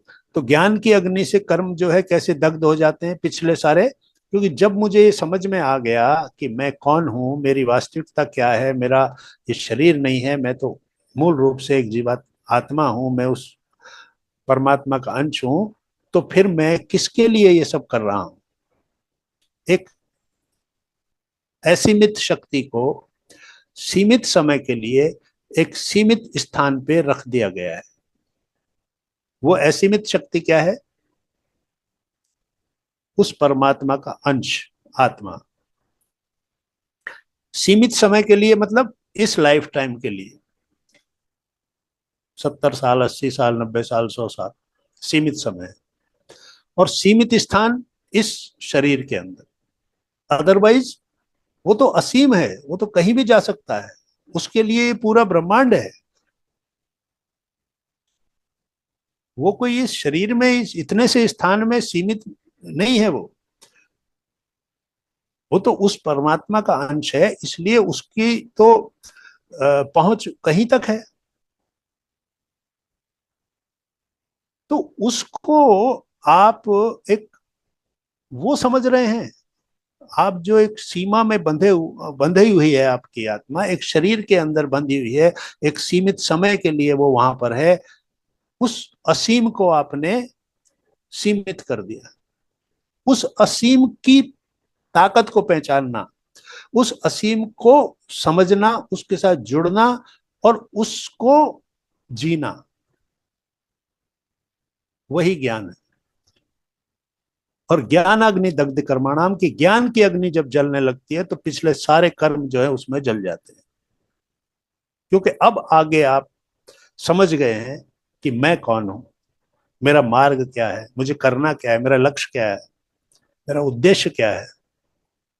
तो इन सब से जब तक आप अनजान हैं तो अज्ञान है। अज्ञान है तो ये शरीर को के साथ जुड़ा हुआ होना। शरीर किससे जुड़ा हुआ है? संसार से जुड़ा हुआ है।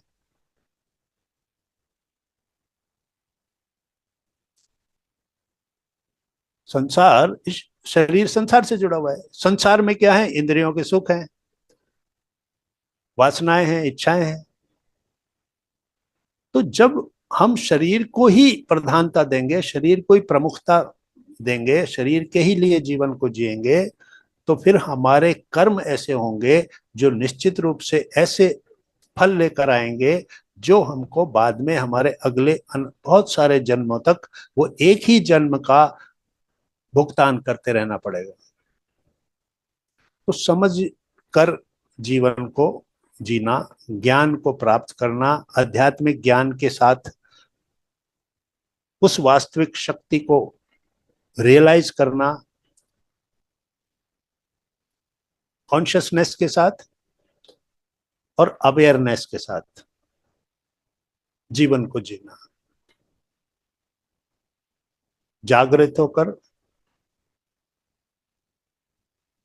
चेतन तत्व के प्रति,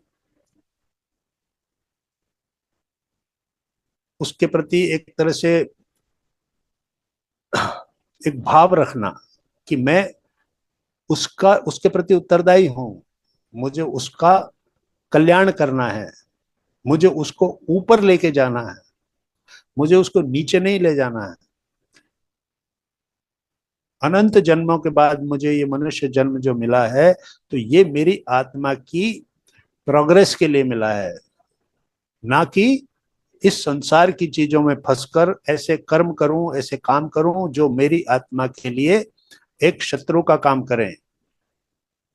वो 6 शत्रु जो मेरी आत्मा के शत्रु हैं, उनसे प्रभावित होकर काम नहीं करना है, इच्छाओं और वासनाओं से प्रभावित होकर काम नहीं करना है। हर चीज को सहज रूप में स्वीकार करना है, दुख के रूप में मिली हुई चीजों का कंप्लेंट नहीं करना है, दुख को सहज रूप में स्वीकार करना है, सो दैट वो अकाउंट सेटल हो जाए, वो अकाउंट बंद हो जाए।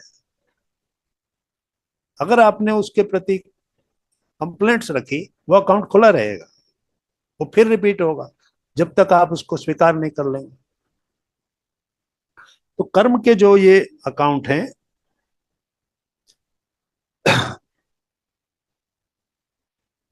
साक्षी भाव से कर्म करना, उसके अंदर लिप्त नहीं होना, कर्म के साथ बंधना नहीं, और कर्म को समझ के करना, कर्म के प्रति अवेयरनेस, और ये समझना कि कर्म ही वो अपॉर्चुनिटी है वो अवसर है जिसके द्वारा मैं अपनी आत्मा का कल्याण कर सकता हूं। तो निष्क्रिय भी नहीं होना है। कर्म भूमि है ये। हम यहाँ पर इस लोक में जो आए हैं ये कर्म का ही मूल रूप से कर्म लोक है। ये लोक ऐसा ही कर्म के बिना नहीं रह सकते। वो कर्म किसी भी तरह का हो सकता है। अपनी जिम्मेदारियों को पूरा करने का कर्म, धन कमाने के लिए कर्म, वो सारे कर्म आपको करने पड़ेंगे। इस निष्क्रिय भी नहीं होना है, लेकिन कर्मों के प्रति जागरूक होना है, समझदारी के साथ, ज्ञान के साथ, अवेयरनेस के साथ, हर काम को बहुत जिम्मेदारी के साथ, ये जानते हुए कि हर एक का रिजल्ट तैयार है। तो वो रिजल्ट्स जब आप नहीं चाहते, जो खराब रिजल्ट्स नहीं चाहते, तो फिर आपको अपने कर्मों के प्रति सचेत होना पड़ेगा, जागरूक होना पड़ेगा, अवेयर होना पड़ेगा।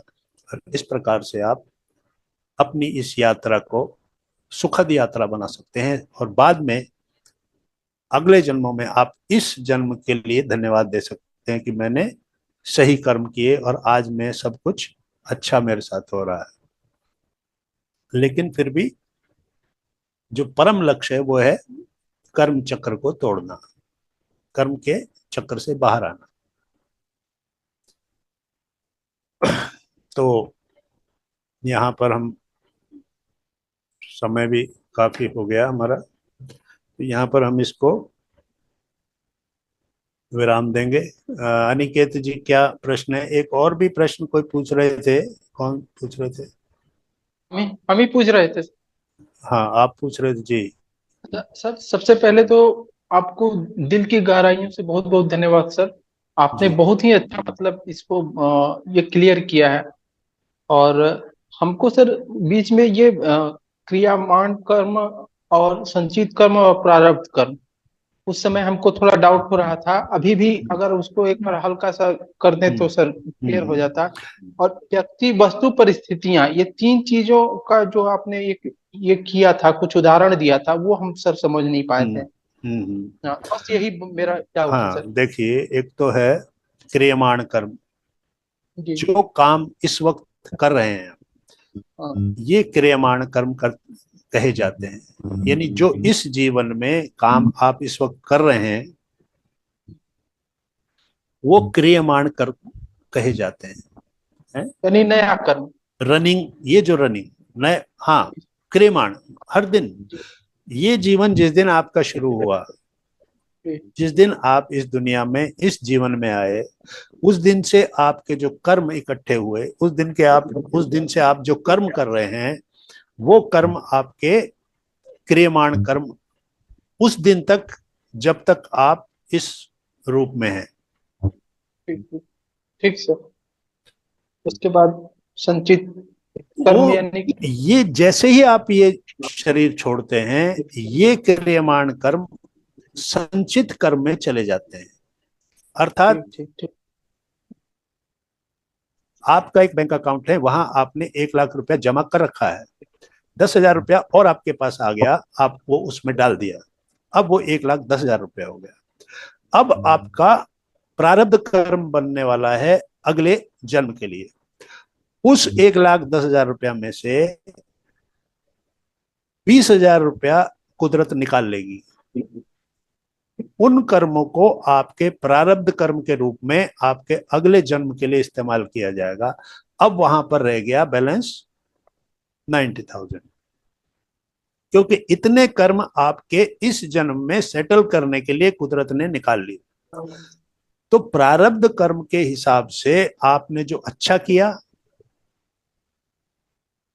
आपके जन्म किस घर में हुआ, किन परिस्थितियों में हुआ, कैसे माता पिता मिले, कैसी शिक्षा मिली, कैसी नौकरी मिली, कैसे शादी हुई, कितने बच्चे हुए, वो किस उम्र तक आप जिए, वो प्रारब्ध कर्म जो है बन गए। वो किस में से निकाले थे? संचित कर्म में से। यानी आपके अकाउंट में से आपने संचित था 1 लाख, उसमें 10,000 रुपया क्रेमाण ने जोड़ दिया इस जन्म का, 1 10 हो गया, उसमें से 20 निकाल दिया आपका प्रारब्ध बनाने के लिए, तो वहां 90 रह गया। अब जो अगला जन्म होगा फिर क्रियमाण शुरू हो जाएगा। प्रारब्ध 50% प्रारब्ध से मिलता है और 50% आप उस जन्म में कर्म से प्राप्त करते हैं। 50-50 का रेशो रहता है, यानी अगला जो जन्म होगा उसमें 50% तो आपको मिलेगा प्रारब्ध से। आपका जन्म क्या हुआ, आपको क्या मिला, माता पिता, शिक्षा, नौकरी वगैरह सारा, और जो रेस्ट 50% है वो आपके कर्म पे आधार पे छोड़ा जाएगा। अब आप करते क्या हो उस जीवन में आप करते क्या हो, तो वो सारा जो एज ए होल प्रारब्ध से मिल तो गया, लेकिन फिर आपने किया क्या, उससे आपने किया क्या। सपोज कीजिए प्रारब्ध से आप एक बहुत बड़े अधिकारी बन गए, उच्च अधिकारी बन गए, बड़ी पोस्ट पे बड़े पावर के साथ आप अधिकारी बन गए। अब आपने उन अधिकारों का दुरुपयोग किया, आपने उन अधिकारों को अपने फायदे के लिए इस्तेमाल किया। जिस काम को आप बहुत से लोगों को फायदा कर सकते थे अपनी शक्ति का उपयोग करके, लेकिन आपने सिर्फ अपने फायदे के लिए किसी की परवाह नहीं की। ये हुआ आपका कर्म जो क्रेमाण कर्म में आएगा। यानी आपने क्या किया, प्रारब्ध से जो मिला आप चाहते तो उसका लाभ लेकर आप और ऊंची सीढ़ी पे, सांप सीढ़ी होती है ना, तो आप और बड़ी सीढ़ी से और ऊपर जा सकते थे, लेकिन आपने सांप के उस पे आ गया तो आप नीचे नीचे चले गए। प्रारब्ध से आपको जो मिला आप चाहते तो आप सीढ़ी बना सकते थे, लेकिन आपने उसको सांप बना दिया तो आप फिर नीचे चले गए। तो फिर जो अगला जन्म हुआ वहां आपको कोई बहुत छोटी रूप में जन्म लेना पड़ेगा, कोई बहुत कमजोर स्थिति में, कहीं ऐसी घर में जन्म लेंगे वहां पूरा आपको जो भुगतना पड़ेगा वो, यानी वो सब कुछ जो कष्ट दूसरों ने भुगते आपकी वजह से, वो सारे कष्ट अब आपको, उन सब के कष्ट आपको वहां भुगतने पड़ेंगे। जी वो फिर चक्र चलता रहेगा। तो क्रेमाण संचित में जाता है, संचित में से प्रारब्ध निकलता है, प्रारब्ध के साथ फिर आप क्रेमाण करते हैं, फिर वो संचित में जाता है, फिर प्रारब्ध बनता है। इस प्रकार ये बहुत बड़ा सर्किल है जो चलता रहता है, ये कर्म बंधन कहलाता है। और एक आपने बताया था व्यक्ति, वस्तु और परिस्थितियां, तो वो व्यक्ति, वस्तु और परिस्थितियां हमारे जीवन की यही 3 सबसे प्रमुख चीजें होती हैं। व्यक्ति, हम किस घर में पैदा हुए, माता पिता कौन है, व्यक्ति हैं। हमारे रिश्तेदार कौन है, ये व्यक्ति हैं। हम बड़े हुए दोस्त कौन है, वो व्यक्ति हैं। हम जिस जगह नौकरी करते हैं वहाँ कैसे लोग हैं, उनके साथ हमारे संबंध कैसे, वो व्यक्ति हैं। जिस समाज में हम जाते हैं, रहते हैं, तरह तरह के लोगों से रोज हमारा काम पड़ता है, वो कैसे हैं। तो ये व्यक्ति जो हैं ये किस तरह के मिलते हैं। कोई आदमी आया, उसने आपको कुछ बताया कि देखो ये चीज ले लो, ये खरीद लो, आपने खरीद ली और पता लगा उसमें बहुत बड़ा धोखा हो गया। तो व्यक्ति जितने भी आपके जीवन में आएंगे वो सारे आपके प्रारब्ध से आते हैं। कोई आपके लिए बहुत अच्छा फायदा करके जाता है बिना किसी स्वार्थ के, आपको कोई अच्छा रास्ता बताता है, आपको कोई बड़ी बीमारी है, बहुत ऐसी बीमारी है जो जानलेवा, असाध्य बीमारी, अचानक आप कहीं जा रहे हैं, कोई आदमी के साथ मिलते हैं, वो कहता है क्या हुआ, आप कहते हैं ये बीमारी, वो कहता है आप ये ट्राई करो या फला आदमी से मिलो, आप उससे मिलते हैं और बीमारी दूर हो जाती। तो वो बीमारी भी आनी थी प्रारब्ध से और उसका निवारण भी होना था प्रारब्ध से, इसलिए वो व्यक्ति आपके जीवन में आया। तो व्यक्ति, फिर वस्तु, वस्तुओं के चारों तरफ हमारी इच्छाएं और वासनाएं घूमती रहती हैं। मुझे घर चाहिए, मुझे घर के अंदर सारी सुविधाएं चाहिए, मुझे कार चाहिए, बहुत सी चीजें हैं इस दुनिया में, ये वस्तु। तो ये वस्तुएं भी आपको अपने प्रारब्ध से मिलती हैं। यानी प्रारब्ध से मिली हुई चीजों के साथ ही संतोष करना, ये है हमारा पहला काम, यही करना है। लेकिन हम क्या करते हैं कि उस प्रारब्ध से मिली हुई चीजों से संतुष्ट नहीं होते हैं, तो वो वस्तुएं हम क्या करते हैं कि अपनी अहंकार से अपने ऐसे कर्म करते हैं जो हमारी उन इच्छाओं से प्रभावित होते हैं। वो कर्म ऐसे करेंगे कि वो चीज लानी है, मुझे एक गाड़ी खरीदनी है, वो गाड़ी इतने की आती है, तो उसके लिए मुझे क्या करना चाहिए, तो मैं ये बिजनेस करता हूँ, इसके अंदर अगर मैं ये थोड़ी बेईमानी करूं तो मुझे ये चीज मिल जाएगी, तो मैं वो गाड़ी खरीद सकूंगा। तो वस्तुएं जो हैं ये आपकी गाइड करती हैं आपको गलत या अच्छा कर्म करने के लिए। किसी को किसी वस्तु की जरूरत है और आपने उसको वो चीज दे दी, आपको भी जरूरत है, लेकिन आपने कहा कि नहीं तुम रखो, तुम करो इसको, तो एक आपने उसके लिए एक बहुत बड़ा काम किया, जो वो नहीं ले सकता था आपने उसको दिया। तो अब ये एक आपका बहुत अच्छा क्रियमाण कर्म हुआ जो आपके प्रारब्ध में हो सकता है। उसके बदले में आपने उसको एक साइकिल दी, चलिए आपका कोई सर्वेंट आता है, आपने कहा कि तेरे पैदल आता है तो ये साइकिल ले जा। हो सकता है कि उसके बदले में आपको, जब आपका प्रारब्ध उसका वो करेगा तो आपकी इंटेंशन देखेगा कि आपने शुद्ध भाव से दिया था या अपने स्वार्थ से दिया था, कि ये पैदल आता है तो लेट आता है, तो इसको ऐसा करूं मैं साइकिल दे देता हूं। तो आपने वहां आपकी इंटेंशन क्या थी, उस चीज का भी वहां ध्यान रखा जाता है। तो अगर वो शुद्ध उसकी भले के लिए आपने वो काम किया था, वो वस्तु दी थी, तो उसका आपको बहुत गुना ज्यादा वो मिलेगा।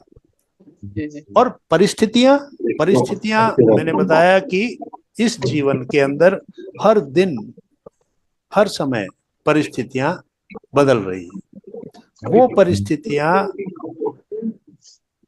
आप घर से निकले, आपको कहीं जाना था, आपने क्या किया कि एक रोड तय की कि चलो इधर से चलता हूं, और आगे जाके पता लगा कि वहां एक्सीडेंट हो गया और आप हॉस्पिटल में पहुंच गए। एक नई परिस्थिति जिसका आपने सोचा भी नहीं था, आप तो सिर्फ अपने किसी उद्देश्य से जा रहे थे, कहीं जा रहे थे, किसी काम से जा रहे थे, एक पर्टिकुलर रास्ता आपने तय किया, वो रास्ता ना लेकर अगर आप दूसरे रास्ते से जाते तो आप पहुंच जाते, लेकिन अचानक आपके माइंड ने ये कहा कि नहीं इधर से चलते हैं आज, और वहां ये घटना हो गई, तो परिस्थिति बदल गई।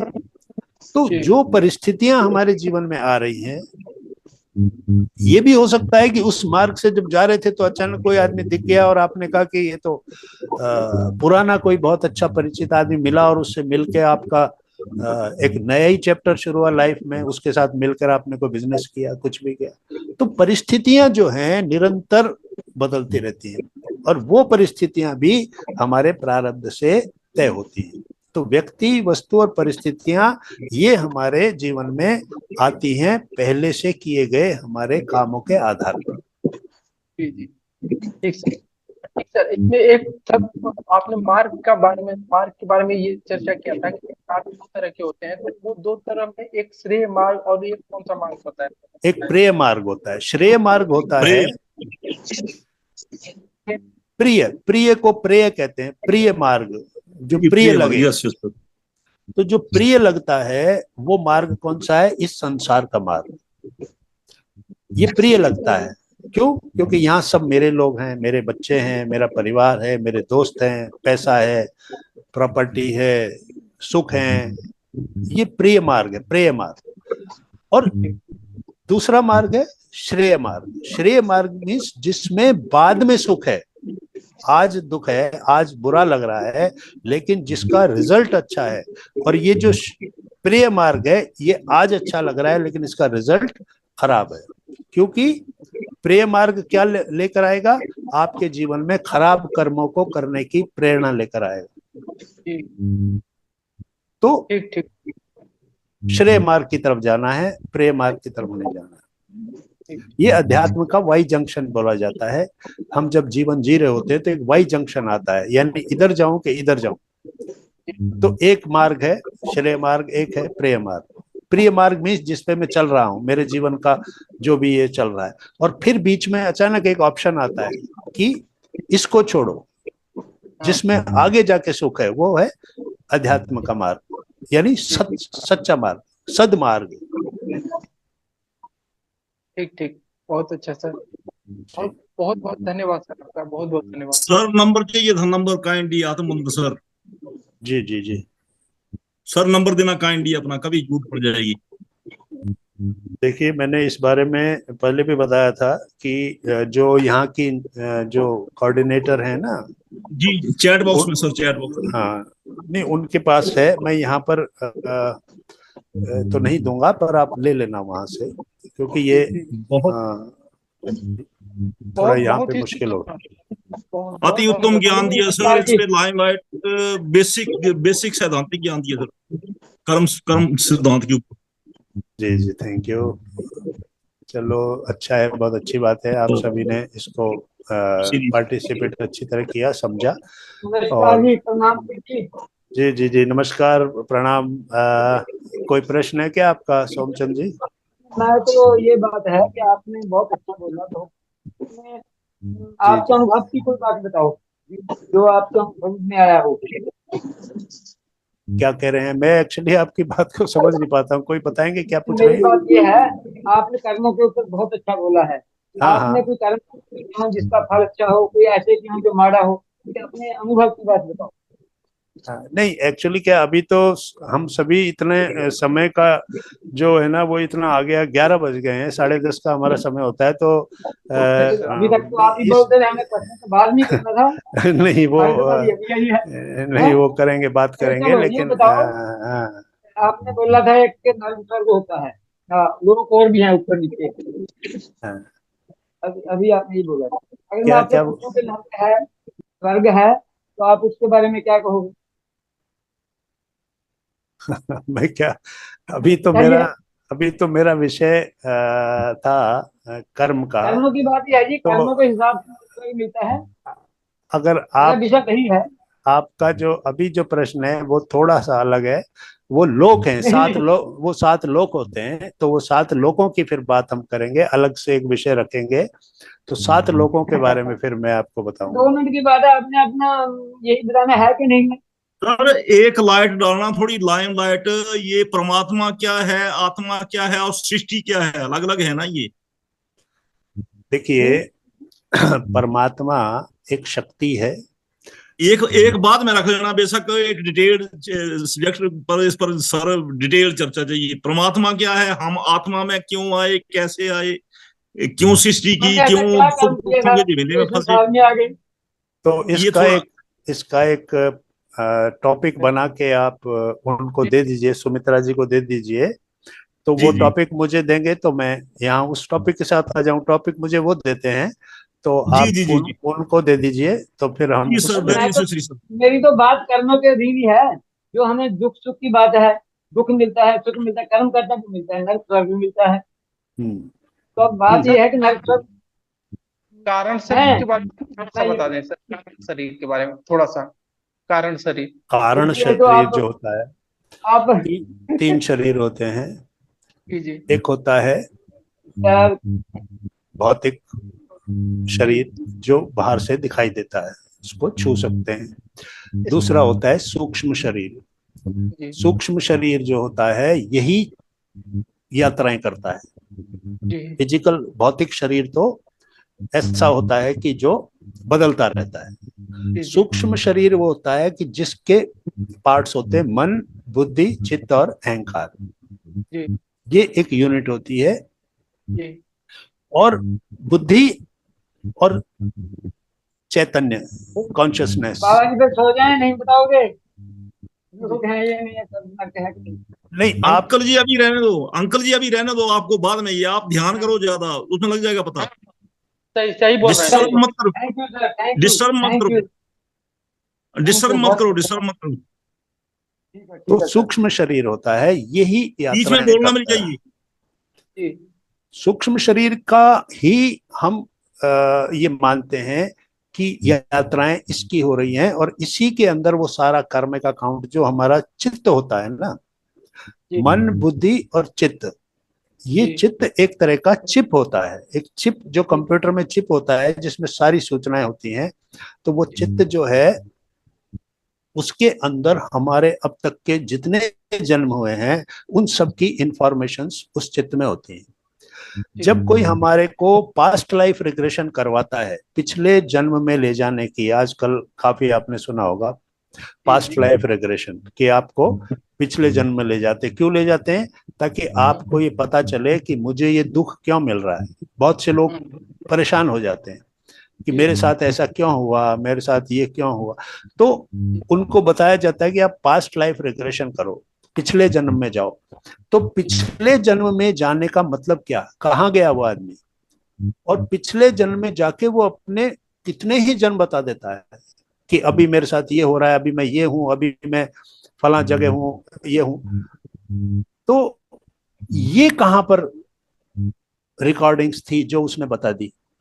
ये जो हमारा चिप जो है, चित्त जो है, इसके अंदर ये सारी रिकॉर्डिंग हमारे पूरे जन्म की। जैसे अभी आपसे मैं बात करूं कि जब आप 5वीं क्लास में थे तो आपको कौन टीचर पढ़ाता था, तो अभी कुछ लेना देना नहीं है, पर तुरंत आप कहोगे कि ये ऐसे थे टीचर, ये पढ़ाते थे। तो ये तुरंत कहां से आ गया? क्योंकि ये रिकॉर्डिंग सारी आपके अंदर हैं, हर घटना, हर चीज।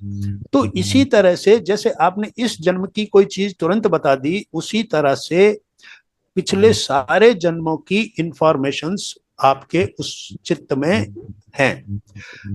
पास्ट लाइफ रिग्रेशन वाले आपको लेके जाते हैं बैक में, धीरे धीरे आप जाने लगते हैं बैक में। जब आप 30 साल के थे, जब आप 20 साल के थे, जब आप 10 साल के थे, जब आप 5 साल के थे, उसके पीछे कहाँ जाओगे? उसके पीछे जब जाओगे तो पिछला जन्म शुरू हो जाएगा। फिर वो आपको उस पिछले जन्म की सारी चीजें याद आएंगी और फिर वो और पीछे ले जाएंगे, तो फिर और उससे पीछे वाला जन्म शुरू हो जाएगा। तो इस तरीके से वो आपके ही अंदर है। आपका जो मनोमय शरीर है, एस्ट्रल बॉडी बोलते हैं उसको, उस मनोमय शरीर के अंदर, एस्ट्रल बॉडी के अंदर जो सबकॉन्शियस माइंड है, वो सबकॉन्शियस माइंड इन सब इंफॉर्मेशंस को लिए हुए है। और ध्यान के अंदर अगर आप गहरे ध्यान करते हैं तो आप खुद सबकॉन्शियस माइंड में एंटर होने की पावर ले सकते हैं। आपके 3 माइंड हुए, अनकॉन्शियस, कॉन्शियस और सबकॉन्शियस। अनकॉन्शियस माइंड कब होता है? जब आप सो जाते हैं, आपका कुछ पता नहीं, आप सो गए। अब आप इस दुनिया में हैं कि नहीं हैं, बाहर क्या हो रहा है, कौन जा रहा है, कौन आ रहा है, आपको कुछ पता नहीं। वो अनकॉन्शियस माइंड है, यानी सो जाना। जैसे ही जाग के कहीं शोर हुआ, कहीं कोई आवाज हुई, एकदम आंख खुल गई, तो आप इस दुनिया में वापस आ गए। यानी वो सारी चीजें, मैं कौन हूँ संसार में, ये वो, मैं घर में हूँ, बाहर हूँ, क्या है क्या नहीं, वो सब एक पल में आपके अंदर वापस आ गई। तो अचेतन से चेतन में आप तुरंत आ गए। तो ये चेतन से अचेतन, अचेतन से चेतन, अनकॉन्शियस से कॉन्शियस, कॉन्शियस से अनकॉन्शियस, ये निरंतर चलता रहता है। यानी हर दिन में सो गए तो आप अचेतन में चले गए, जागे तो फिर चेतन में आ गए। लेकिन इन दोनों के बीच एक सबकॉन्शियस माइंड है, अवचेतन मन। ये अवचेतन मन हर चीज की रिकॉर्डिंग करता है, आपके मनोभाव भी रिकॉर्ड करता है, आपके किसी के प्रति दुर्भावना है तो वो भी रिकॉर्ड करता है, वो सब अंदर चला जाता है। और जैसे ही कोई वो व्यक्ति जिसके बारे में आप बहुत बुरा सोचते हैं, द्वेष रखते हैं, उससे घृणा करते हैं, उसके प्रति गुस्सा है, अभी वो कहीं नहीं है, लेकिन अचानक वो सामने से आ रहा है, तो वो अवचेतन मन के अंदर उसके प्रति जो जो भी भाव हैं वो सारे चेतन में वापस बाहर निकल आएंगे। और अब आपका जो रिस्पांस होगा उस व्यक्ति को देखकर, आपके जो भाव होंगे वो जो निकला है उसके प्रति जो है, उसके आधार पे हो। या तो आप अपना रास्ता बदल देंगे कि इससे नहीं फेस करना, या आप सोचेंगे चलो आज इससे मैं बात करता हूँ, गुस्सा हो जाएगा। तो वो अवचेतन जो है वो हर चीज के रिएक्शंस को और पिछली सारे जन्मों की इंफॉर्मेशंस को अपने अंदर रखता है। तो अगर आप चाहते हैं कि मैं पिछले जन्मों में खुद जाऊं, मैं किसी दूसरे के माध्यम से नहीं जाऊं और मैं सिर्फ अपनी ही पावर को जागृत करूं, तो आप अपने अवचेतन मन में ध्यान की ऊर्जा से जा सकते हैं। ध्यान की ऊर्जा आपको अपने अवचेतन में जब ले जाएगी, लंबा ध्यान आप करेंगे, समाधि की स्थिति तक आप पहुंच जाएंगे, तो आप अपने अवचेतन में प्रवेश कर जाएंगे और वो अवचेतन मन आपको अपने पास्ट लाइफ्स दिखा देगा, पिछले जन्मों को दिखा देगा। तो ये सारी शक्तियां जो हैं ये हमको प्राप्त होती हैं जब हम ब्रह्मांडीय ऊर्जा हमारे अंदर ज्यादा आती है। हम बिल्कुल साफ सुथरे रहते हैं, निर्मल रहते हैं, निर्मल मन होता है, काम क्रोध मद लोभ मोह मात्सर्य से मुक्त होते हैं। हमारे जो काम हम करते हैं उसके अंदर पाप कर्म नहीं होते हैं, द्वेष से प्रभावित कर्म नहीं होते हैं, अंदर से हम बिल्कुल साफ रहते हैं, हमारे विचार सकारात्मक होते हैं, नकारात्मक नहीं होते, किसी के प्रति कोई बुरा भाव नहीं रखते। तो ये सारी शक्तियां जो ब्रह्मांडीय ऊर्जा की शक्तियां हैं ये उसको सपोर्ट करती हैं कि ये सही वातावरण है। अब वो आपके अंदर सबसे पहले आपके तीसरा नेत्र जागृत होता है,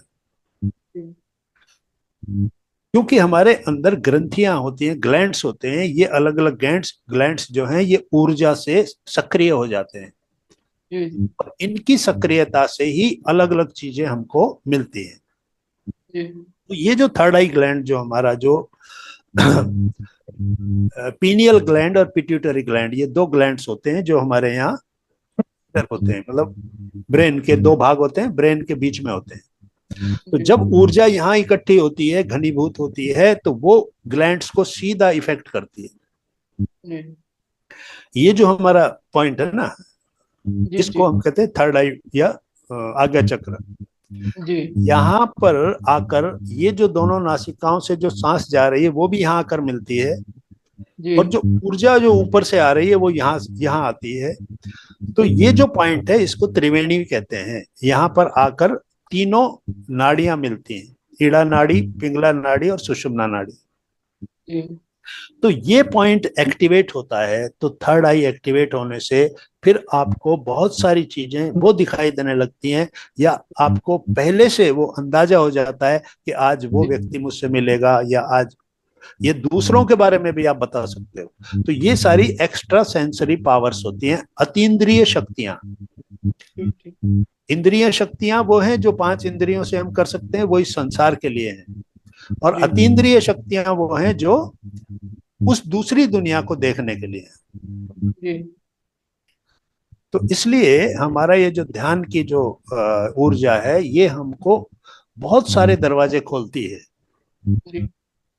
बस हमको करना ये है कि उसके प्रति ज्यादा से ज्यादा नकारात्मक भाव के साथ ना करें, मन में कोई किसी के प्रति द्वेष ना हो, क्रोध ना हो, अपने प्रति प्रेम हो, खुद के प्रति समर्पण हो, मैं अपनी आत्मा को उच्च आयामों में लेके जाऊंगा, ऐसा अपना संकल्प हो। तो आप ध्यान करें, तो फिर आपको ध्यान में ही टेलीपैथी एक होती है जिसमें विचारों से आप गुरुओं से संपर्क करते हैं। तो जो एस्ट्रल वर्ल्ड में जो गुरु हैं जो यहाँ से गए हुए हैं वो आपसे संपर्क करते हैं और फिर आपके प्रश्नों के उत्तर देते हैं, और अब आपको आगे क्या करना चाहिए वो उसका जवाब देते हैं। तो इसलिए ये अध्यात्म का मार्ग है, लेकिन ये इतना आसान नहीं है कि बातें करना आसान है, लेकिन साधना, हमको साधना करनी पड़ती है, तप करना पड़ता है, कष्ट उठाने पड़ते हैं। तो ये कौन सा मार्ग है? श्रेय मार्ग। ठीक ठीक। अर्थात शुरू में कष्ट उठाना, साधना करना, तप करना, और फिर जब वो शक्तियां जागृत हो जाएंगी तो पता पड़ेगा कि अब मैं उस आनंद की स्थिति में हूं कि जहां मैं उन छोटी छोटी खुशियों के लिए भागता था उन सब से अब मेरा कोई अर्थ संबंध नहीं रहा। अब मैं उस अनंत की यात्रा पे हूं, मैं उस अनंत से मिल गया हूं, उस शक्ति से मेरा परिचय हो गया है, क्योंकि मेरे अंदर ही वो जागृत हो गई है। तो मैं ही ब्रह्म हूं, मैं स्वयं ब्रह्म हूं, अहम ब्रह्मास्मि, जी सर। ये सर कारण रियलाइजेशन करना। कारण शरीर के बारे में सर वो पूछ रहे अब थे। कारण शरीर को अगर आप कहें तो हम फिर ले लें, क्योंकि सभी लोग परेशान हो जाएंगे, टाइम भी 11:15 हो गए हैं। कारण शरीर का छोटा सा बता देता हूं कि पहले हो गया स्थूल शरीर, फिर हो गया सूक्ष्म शरीर, और फिर हो गया कारण शरीर। कारण शरीर मीन्स हमारा आनंदमय कोश। 5 कोश होते हैं, तो स्थूल शरीर हो गया अन्नमय कोश। ये अन्नमय कोश अन्न से बनता है, ये इस पृथ्वी से चलता है, पृथ्वी ही इसको मेंटेन करती है। इसका मूलाधार चक्र है, मूलाधार चक्र इसका जिम्मेदार है। उसके बाद फिर हमारा प्राणमय कोश आता है, ये जो हमारी सांस चल रही है, इसको एनर्जी बॉडी भी कहते हैं, ये सेकंड शरीर है हमारा। उसके बाद मनोमय कोश आता है, ये तीसरा शरीर है, ये हमारा कारण नहीं, इसके अंदर ये अपना एस्ट्रल बॉडी बोलते हैं इसको।